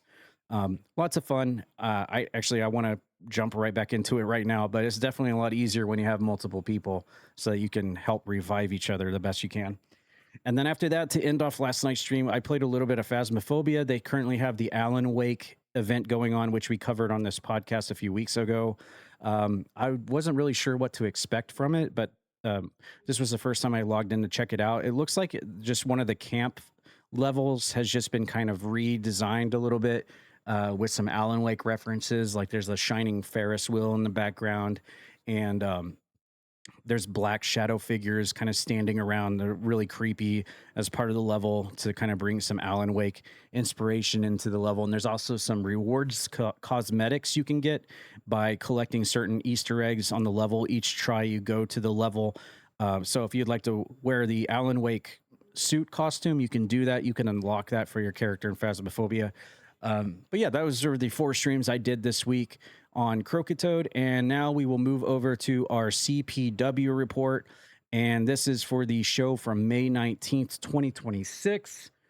I'll just run down the matches real quick, and if anyone has anything to say for the particular card, I'll let them talk, and then we'll go into the preview for CyberSlam coming up this Tuesday. To kick off the show, we had Rasher defeating Comatrix in a one-on-one match, 3.5 star rating. It's good to see Comatrix back. He's, of course, the EMT, the medical technician for CPW. Anyone gets an injury, he's the guy. If someone throws an X up, Comatrix is the guy. So good to see him back in the ring. But Rasher ultimately getting a win here in singles action. Our second match of the night saw Helldiver Zach defeating Trainer Lindy in a singles match, 3-star match rating. This puts Trainer Lindy to 0-3. She's currently winless in CPW since debuting. So she needs to level up her Pokemon skills a little bit.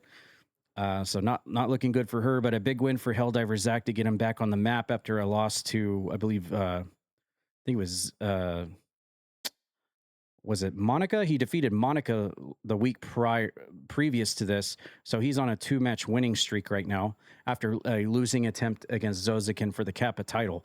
So good way for Helldiver Zach to come back and make 2 good wins there.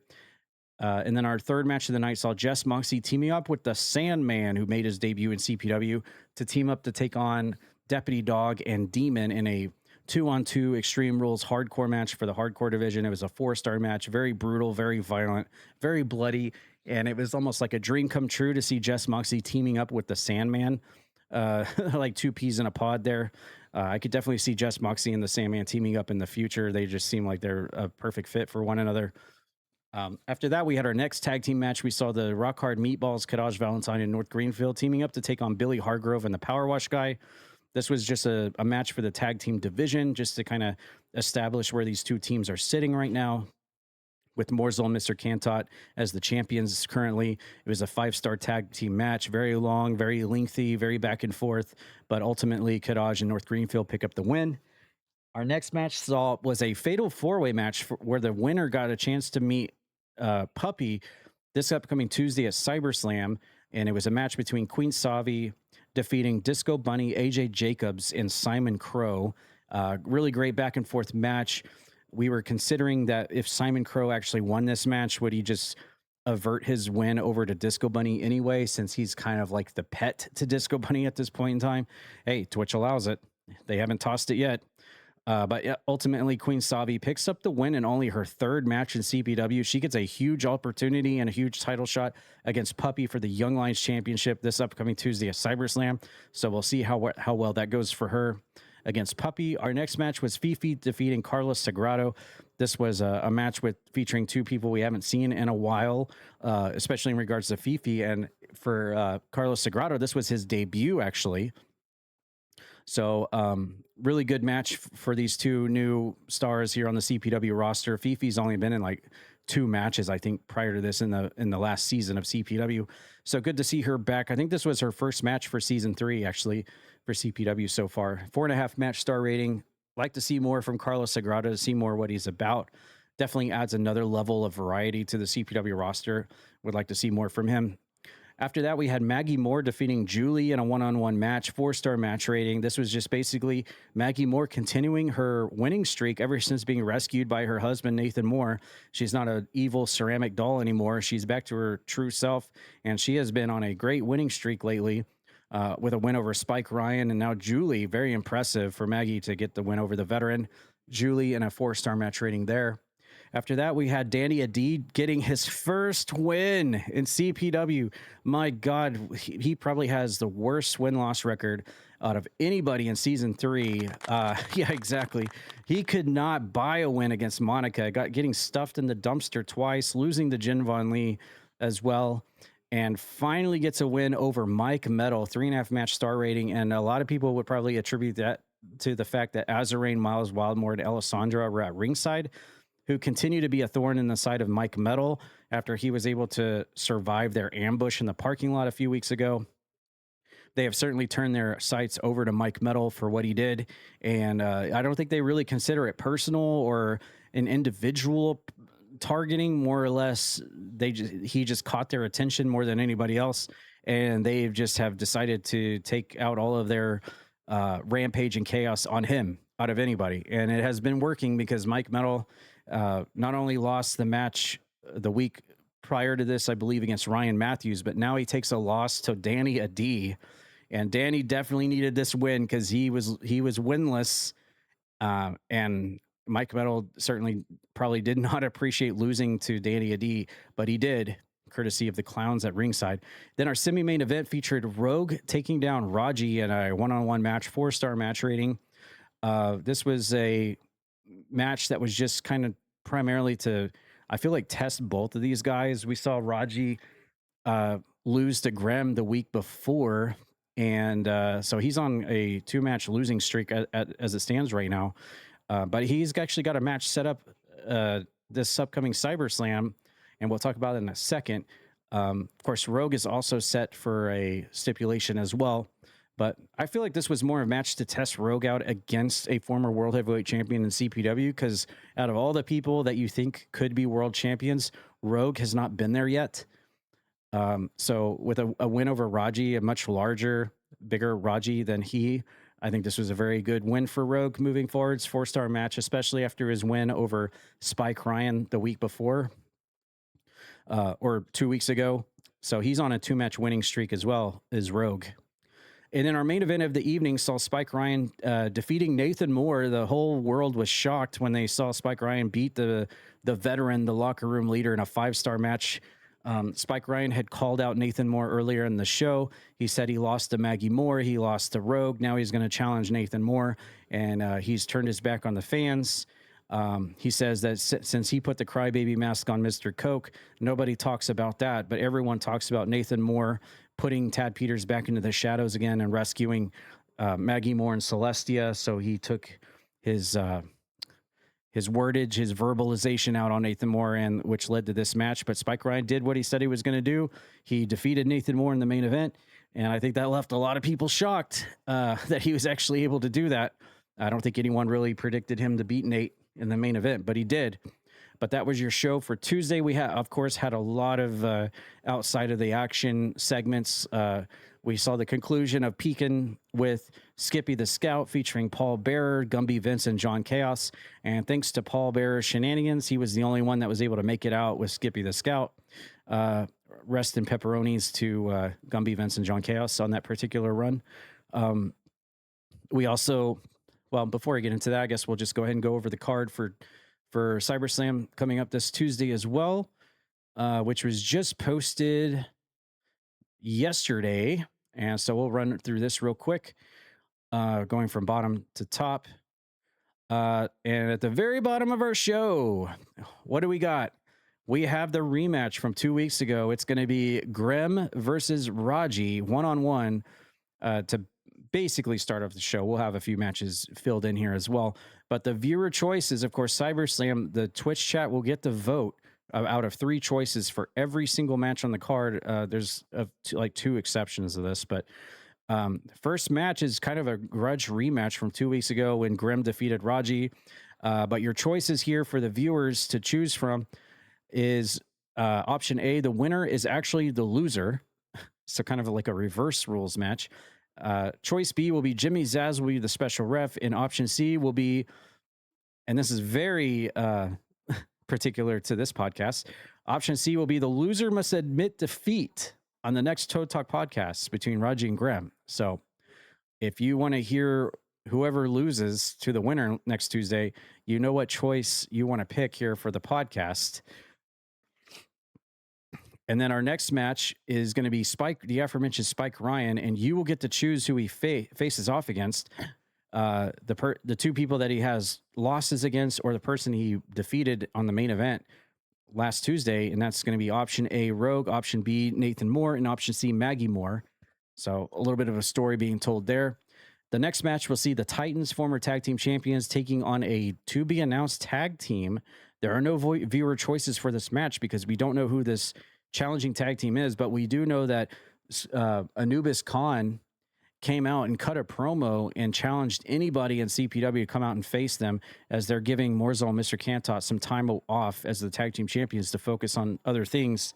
And we heard some sort of weird Power Ranger music playing that I've never heard before, and that cut him off and interrupted his promo, and he left in a huff. So please tell me we're not going to get the Power Rangers against the Titans this Tuesday. We've definitely seen Stranger, that's for sure. Next match is Connie versus Question, and the viewers will get to decide what happens to Connie on CyberSlam. And option A will be Connie versus Linky. Option B will be literally an in-game random button in a one-on-one match. So that means on the roster in the game for CPW, it'll be randomized, and whoever it lands on, basically that'll be like mystery opponent, which is a function in the game, and nobody will know who it is until they come out to the ring. And then option C will be a 2-on-1 match, her against New Jack and the Sandman. So not very good options there if you're Connie and Linky watching, and that's made by design by Aiden Gallagher. The next match will be Mike Metal taking on somebody, and option A is Miles, option B is Alessandra, option C, Azarain. Of course, these are the clowns that have been tantalizing and terrorizing Mike Metal for several weeks now, and the viewers will get to decide who Mike Metal will face out of the 3 of them. Our next match will be Hype versus Feats. This is a very personal feud and rivalry that's been going on, and it's kind of like a branching path from the television title division. Both of these guys, former TV champions, but they've taken it upon themselves to go after each other, not caring if there's any title implications. But the choices will be A, I Quit match, B, False Count Anywhere, C, Ambulance match between Hype and Feats. That should be a great match. I can't wait to see that one. Then we'll have the Iron Knuckle Championship finally activated. We heard rumors of this dating back to, I believe, the end of season 1. Leo Reigns will finally put his fists to good use as he takes on Barry Bones. No viewer choices on this. It's just to activate the Iron Knuckle Championship. This is a division where you knock your opponent out to win. There are no subs, no pins. no disqualification. All you do is knock your opponent out. This is going to be a complete fist fight. I can't wait to see it. Leo Reigns and Barry Bones in a prize fight for that Iron Knuckle title. After that, we will have a Kappa title match. Of course, Kitten is currently our Kappa champion on our first title reign in CPW history, and her viewer choices will be revealed the night this match takes place. So probably will be 3 people that are in the chat at that current time when the match is about to take place, and it'll be basically a live voting right then and right there reaction as to who's there and who doesn't have a match tonight. So that should be real interesting. After that, we have the Young Lions Championship. Of course, Puppy is our 2-time Young Lions champion going into this match. He faces the winner of that 4-way match, which was Queen Savi, and this is only her 4th match in CPW. So a huge opportunity for Queen Savi here to take Puppy on for the Young Lions Championship. And those viewer choices will be a Falls Count Anywhere match, B, a parking lot brawl, or C, a first blood match. And that should be a pretty good one. After that, we have the World Tag Team titles up for grabs. It'll be Mr. Cantot and Morzel, Vicious and Delicious, defending their belts against Mr. Coke and Roxas, of all things. And we've been seeing Coke and Roxas with their shaky and very interesting relationship. It's a very an on and off relationship between the two. Of course, Mr. Coke has one more week left on his contract for the baby rage that he blames Roxas for having to put him through because he was a special ref against Spike Ryan, and he lost that match because Roxas counted the 1, 2, 3. And so they have a very shaky relationship even before any of that. Will they be able to coexist, work together as a tag team to take on the 2-time tag team champions and become tag team champions themselves for the first time ever? The viewers will get to decide whether it's a no DQ match, a best 2 out of 3 falls match, or a steel cage match. And that'll be for the tag belts. The next match will be for the television championship. We know about this one for a long time. Buttons, our current champion, will be defending against Sumo. He won the 30. I believe it was a 30-person Domino Memorial Battle Royal match back at the big one. Sumo won, so he won this right to get a shot at the TV title. And the 3 options will be a 10-minute time limit as compared to the usual 15 or 20. B will be a no DQ match, and C will be no time limit at all for the TV title. I guess we could call that the Twitch and YouTube title now at this rate. Next match will be for the hardcore title. It'll be Jen Von Lee defending her hardcore title against Butcher Pete, who's been on a steamroll path lately in the hardcore division and has earned this right to get a shot at the title one-on-one. Those choices will be A, I Quit match, B, 2 out of 3 falls, and C, first blood match. Regardless of what the people vote on, that's going to be a very bloody and brutal battle for sure. Next is the Women's Championship. This is a big one. Asterial, who is the longest reigning and current champion in CPW right now. She's had that belt for such a long time. It's almost like glued to her waist. But she's going to finally put that belt on the line, and the viewers will get to decide who she defends the title belt against out of 3 options. And A will be Chalk, who does have currently a singles win over Ash back on the Twitch front page stream of CPW. B will be Celestia, who's been on a winning streak ever since being rescued by Nathan Moore and back to her usual self again, and is, of course, the first ever CPW Women's Champion. And C is Lucinda, who has been hailed as basically the #1 contender for Asterial's belt for a long time now, but has never gotten actually that shot for the belt yet. So 3 very viable options there for Asterial to defend her belt. I can't wait to see how the viewers vote on that one. That should be very tight voting, I would suspect. And then our semi-main event of the evening will be for the international title. It's Rock Hard Meat, who's the new international champion. He defeated Shadow Chrono to win the belt for a second time. He's on a second run, and he'll be challenging. He actually challenged Wizard Boz, not the other way around, funnily enough, after Wizard Boz scored a non-title win over him. And I guess that gave him enough of an impression where he, as the champion, challenged Wizard Boz to a match. And so we'll be getting that. And the viewer choices for that will be A, a tables match, B, a submission-only match, or C, a first blood match. And that leads us to our main event of the evening for the World Heavyweight Championship. Spinny, currently our first woman to ever be world champion, still on her first reign, and she will be defending against Cassidy Ryan and Psycho T, the 2 previous former World Heavyweight Champions, in a 3-way match. And the viewers will get to decide whether it's a Hell in a Cell match, a 30-minute Iron Man match, or C, a Falls Count Anywhere 2 out of 3 falls match. and that'll be for the CPW World Heavyweight Championship main event at CyberSlam this Tuesday. Of course, anyone that was not mentioned and is in the chat will probably end up getting a match as well added to the card, as always. But it looks like a very stacked card. Almost all the titles are represented, and lots of feuds and storylines also taking place on this thing. Looks like a pretty fun card. I can't wait to see how the viewers vote on this. Raji, did you have any matches out of that I just mentioned that you're looking forward to? Obviously, you have a dog in the fight in your match against our fellow co-host here, Grem, but there might be some other stuff that might have piqued your interest there. I will not admit defeat. So if you lose and the viewers decide the loser has to admit defeat on next week's podcast, you refuse? I refuse. Oh boy. Well, I have to ask the same question over to Grem. If that's what the viewers decide, and that's the stipulation, and you lose, will you admit defeat to Raji, knowing that he will not admit defeat if he loses? Well, yeah, I'm the good guy. I would have to.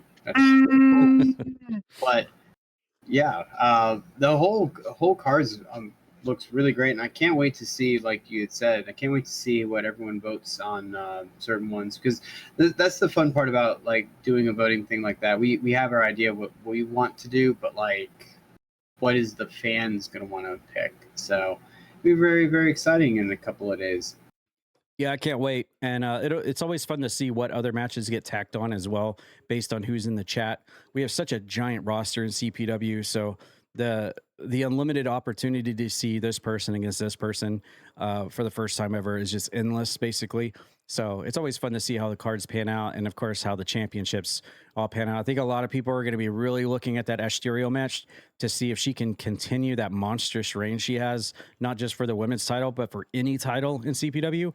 And all three are very viable challengers for a women's title as well.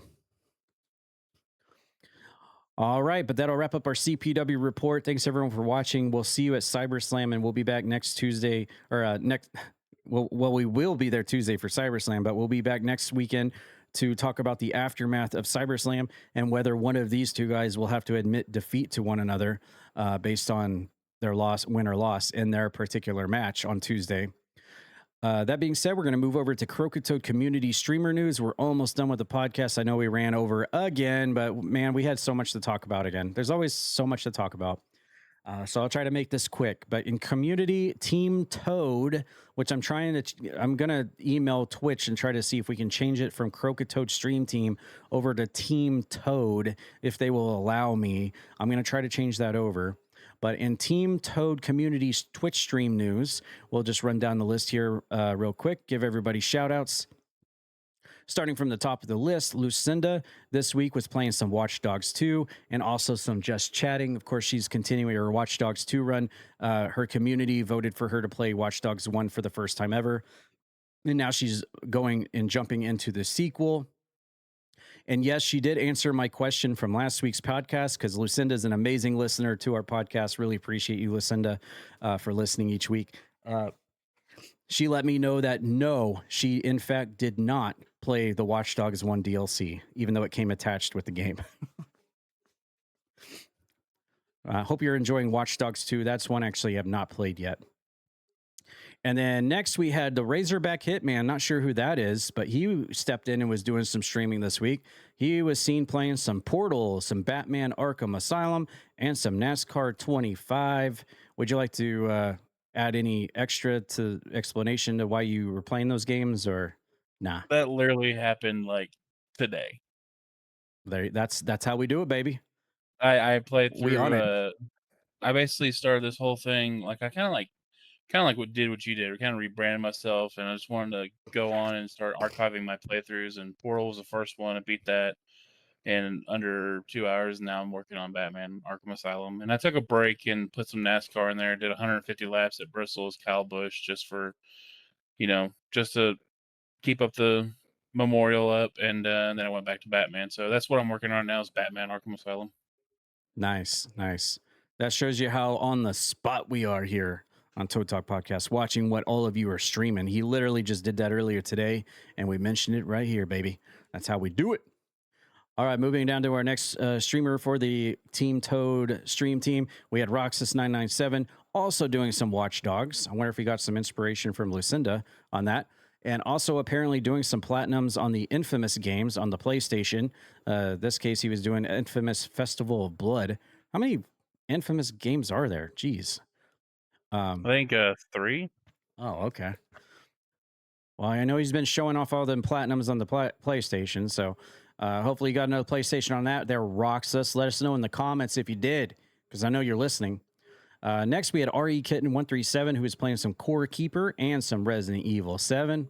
Then we had Feats Beats Games playing some Croc Legend of the Gobos, Dino Crisis speedruns as usual, and of course some Tomb Raider custom levels TRLEs. I think that was his first time playthrough Croc Legend of the Gobos. I was there for a bit of that stream there, and that's a game I'm familiar with, getting all the achievements in. So I hope you're enjoying that Croc game there, Feats. Next, we had last week's Streamer of the Week, Puerto Rican Chipmunk, also known as Maggie. And she was playing Res Evil 2 Remake. She seems to be loving that RE2 Remake, running away from that Mr. X. Cooking Craze, Eden Eternal, and Star Chef 2 Cooking Game. There you go. Nice little variety bag there for Maggie. Then we had Nate. Nope, it's Nate has finally entered the conversation of streaming. Look at that. Playing some Power Wash Simulator 2 over there. There you go. Nate gets a shout out for this week's streaming. Then we had Chain TV doing more of that Ayuden Chronicle 100 Heroes. He's been stuck on that game. I remember talking about him playing that game last week. Hopefully that's been going good for you. Then we had Puddle Duck 22, otherwise known as Buttons or Mama Buttons, playing some Crime Scene Cleaner and Resident Evil Requiem. Then we had Monica Denizen playing some of that Phasmophobia, no doubt probably grinding out those unlockables for that Alan Wake event that's currently going with Phasmophobia that we covered either last week or the week before on our podcast here. Then we had Urkamus, who was playing Together Moon Escape. That's a game that he recommended to me that I should check out and play. I need to do that still. Playing OG Brad Vickers' Ground Zero game. And of course, continuing his Dark Souls remaster first time playthrough. Urkamus, if you're listening, how far have you gotten into Dark Souls? I was there when you were taking on Moonlight Butterfly. Let me know how far you are. Then we have Patrick's Raider, who is doing some Res Evil Village excuse me. Directive 8020, which we covered on last week's podcast. That I need to get that game still. That looks super fun. And then Jay and Silent Bob Chronic Blunt Punch. Let me know how that one is too. That's another one I was thinking about. Patrick's doing some good games there. Zozikin, another great listener of our podcast here, doing more of that Archipelago mini game where you jump into different retro games in one single game. Very wicked, really fun to watch as well with his community. He's got several people that he does that with in kind of like a tournament kind of thing each week. Then he did some board games and Keep Talking and Nobody Explodes. Well, Zozikin, you got to let us know in the YouTube comments, did anybody explode when you were defusing those bombs? Then we had Agatha, who was also playing some of that OG Brad Vickers Ground Zero game, Resident Evil Requiem, and Castlevania Symphony of the Night. Queen Savi was back again with some Tomb Raider 2 Remake. We had Burnsy just playing some retro. Don't really know what he was doing, just retro gaming. Scorpios, once again on that DayZ grind. Can always count on him on that DayZ. By the way, Scorpios, if you're listening to this, how is the community in that game? You got to let us know. Is that game very populated these days, or is it just literally just you and your buddies? Let us know. Then we had It's Pocket, who's playing some A Plague Tale Innocence and Cyberpunk 2077. Awesome. We had I Am Daniel McGee playing some Marvel Rivals, doing that multiplayer. We had Disco Bunny back again, doing some Directive 8020. Q the Stupidity was here with Tomb Raider 1 Remake. Very nice. Lone Star. I was actually I think I rated him on one of his Subnautica 2 streams. Really loving that Subnautica 2. Really making me want to play the original. We just covered Subnautica 2, I believe it was last week or the week before, on that trailer here on the podcast. Looks a lot of fun and that early access. Then we had JoJo Spud 247 playing some Fatal Frame 2 Crimson Butterfly Remake. I'm right there with you, JoJo. Got to get the rest of those achievements in that game. Then we had Lilu Horrors doing some Resident Evil 1 and Serious Sam HD, The First Encounter. Then we, just saw the name there. And then that is it for our weekly recap of the Twitch stream team here at Croakitoad. I always tell you guys what are you guys up to this week and let you guys kind of tell me in depth what you've been doing. And I actually asked that question back on 3 days ago, and this is what you guys had to say in the Discord, just to give you a little bit of shout out. Lucinda replied with, I didn't have any weekday streams this week, so still early on and working through Watch Dogs 2. Then Puerto Rican Chipmunk said, I've been streaming RE2 Remake. I finished both scenarios on Leon's and Claire's. During that time, I even had a dream that the tyrant was chasing me. Hearing the music spooked me. Did some dungeon raids on Eden Eternal. Well, Maggie, you know you've been playing Resident Evil 2 a lot. When you're sleeping and in your dreams you hear the tyrant Mr. X music and he's stomping after you. That's when you know you played a little bit too much RE2. Cue the Stupidity said, I had the dance studio's first picture day and it was a total success. Then our first dance recital is coming up the first weekend of June. Been working really hard on my dance studio stuff, but I'm hoping to get back into regular scheduled streams soon enough. For those that don't know, Q the Stupidity actually opened her own dance studio, so that seems to be taking up a lot of her time here instead of streaming. So that's really awesome. Glad to hear that, Q the Stupidity, and I hope everything is working out for you on your dance studio. Then we have Feats coming in. He said, I spent most of this week battling some sound issues due to my mic headset dying during a TRLE stream and hastily bought replacements, not really cutting it. Ooh. So you went to the Rent-A-Center where one of our good buddies usually goes, huh? But gaming-wise, I've been playing Croc Remaster, some Dino Crisis runs, did a couple of TRLAs, including a new one called Sadness in Venice. Coming up next will be Bubsy 4D that I won on a giveaway on a certain podcast. Oh, yeah, look at that. Of course, Feats, our winner of the Bubsy 4D giveaway here at Toad Talk Podcast. Very awesome. Glad to see it. Love to hear it. Thank you, Feats, so much. And really, really glad that you're going to be streaming that game you won here through this podcast and streaming that on your Twitch. That's amazing. I will also be starting Bubsy 40 very soon. There's just one achievement I'm a little picky about right now where I feel like you have to beat the game in under 9 lives. I'm a little hesitant to put that on my gamer tag right now, but I will definitely play it regardless. Just get good. What was that? I said just get good. Oh, just get good. You cut off after just. I will try to get good. What could possibly go wrong? And then Chain TV came in and said, I spent the week at Disneyland. Well, did you stream from Disneyland or did you just go to Disneyland? You probably just went to Disneyland. I've never been to Disneyland. How was it? Let us know in the comments, Chain TV. And then Zozakin was our last one. He said, I started a 20-game solo archipelago, and I've been playing that a lot this week. So apparently, from what I was going through earlier, this archipelago thing is like you can play like a bunch of different retro games as one game, and you just like flick through each. It's like a randomizer, I guess, where you pick up items in this game, which transfers over to the next game, and then you find this item, which takes you over to this game, and you could apparently play 20 different games doing this. Very interesting. I've never seen anything like it. Zozakin, you have to let us know in the comments, like describe like exactly what it is Archipelago is, because I feel like it's very hard for me to explain. All right, but with that being said, I'm going to drop our streamer of the week, and we'll put this podcast to rest. Ooh, this is a long one. Every week we say we're going to cut it down and it gets longer. Next week, we're going to be very limited. I promise everyone, we're going to be very limited. This is way long. Holy crap. All right, let me get right to it so we can finish this. This week's streamer of the week is going to be, I'll just come out and say it. It's going to be Puddle Duck 22 hand clap sound effects, which I'm playing right now. Otherwise known as Mama Buttons. And I don't know how much of this she wants us to talk about, but I'll kind of briefly sugarcoat it, I guess. Puddle Duck 22, aka Mama Buttons, our next streamer of the week for Croakitoad Stream Team, Team Toad. Came back to streaming. We haven't seen her in a little bit of time, but is currently about to have some really serious surgery on her heart. And I think that's going to be Wednesday, she let us know.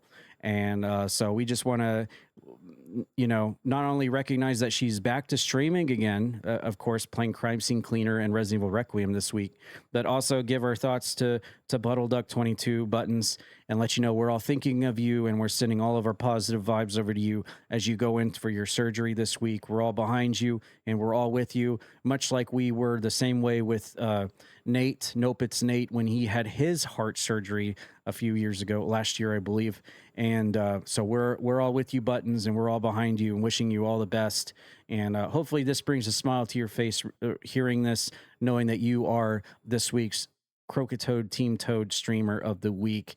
We're all behind you and with you. And please let us know how everything goes as soon as you can through you or through by proxy, one of your friends. And then with that being said, we are going to play this week's Croakitoad clip of the week. And this one is actually going to be coming from my own stream from Multiplayer Night, literally last night. And this is us playing Pratfall. And boy, oh boy, when you're in that game lobby on Pratfall, there is nobody safe. And if you get a bunch of people on you throwing those glow sticks, you're going to get freaking stun locked like I did here. But here's a little glimpse of Pratfall last night playing some multiplayer on Twitch and YouTube. Stop! You got me in the toe. No! I can't even get up. No! You stay down. Oh, you guys did Hell Diamonds already? Oh yeah, that was the first one. You said you hit flying. What just happened?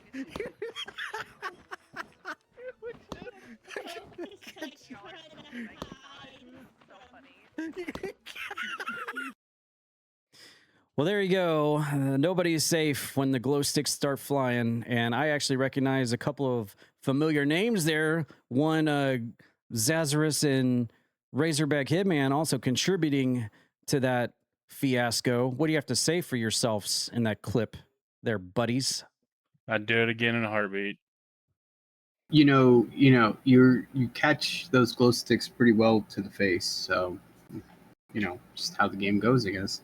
Yeah, I'm surprised I can catch as many as get flung into my face. Maybe I should be the goalie for that NHL team. Yeah, maybe. So your name should be Scott Sterling. Sure. Yeah. Whoever needs a goalie, I can catch glow sticks. I got this. If you know that reference, I applaud you. I do not, unfortunately. But all right, that'll cover us for this week's podcast. Again, sorry, everybody, it went wrong. This might be actually our longest one we've ever done. I am so sorry. I apologize. We're going to really work on this. Next week, I'm going to limit it down to what we said, which was 2 games, 2 movies. That was our original plan. We got a little overblown this week. There's just so much game stuff to talk about in sports, but we are really going to try to cut. I'm going to do my best. I'm the worst about wanting to just talk about everything. But next week, we're going to try to cut it back down again to 2 movies, 2 games maximum. And then that'll cut it back down again. But thank you all who listened all the way through. I know that this is a long one. We're working on it. And if anyone out there has any suggestions, ideas, comments, or anything else that you would like for us to talk about, open our conversation about, please let us know in the comments. If this is your first time listening and you made it this far, really appreciate it. Thank you very much. Please drop a like on our video or subscribe if this is your first time at Croakitoad. We do this every Sunday night. We love talking about literally everything, as evident to the length of this video. But yeah, if you're also listening on Spotify and Apple Podcasts, drop your comments as well. And remember to enter that giveaway for the Star Fox giveaway, which was hashtag FOXXX, right? Or is it Star Fox XXX? No, it's hashtag Fox 3X's at the end. All right, hashtag Fox 3X's to enter the Star Fox on Nintendo Switch 2 or 1 giveaway. Thank you all for listening. We'll be back next Sunday with more conversation, hopefully a lot shorter. And have a good weekend, everyone. We'll see you next time.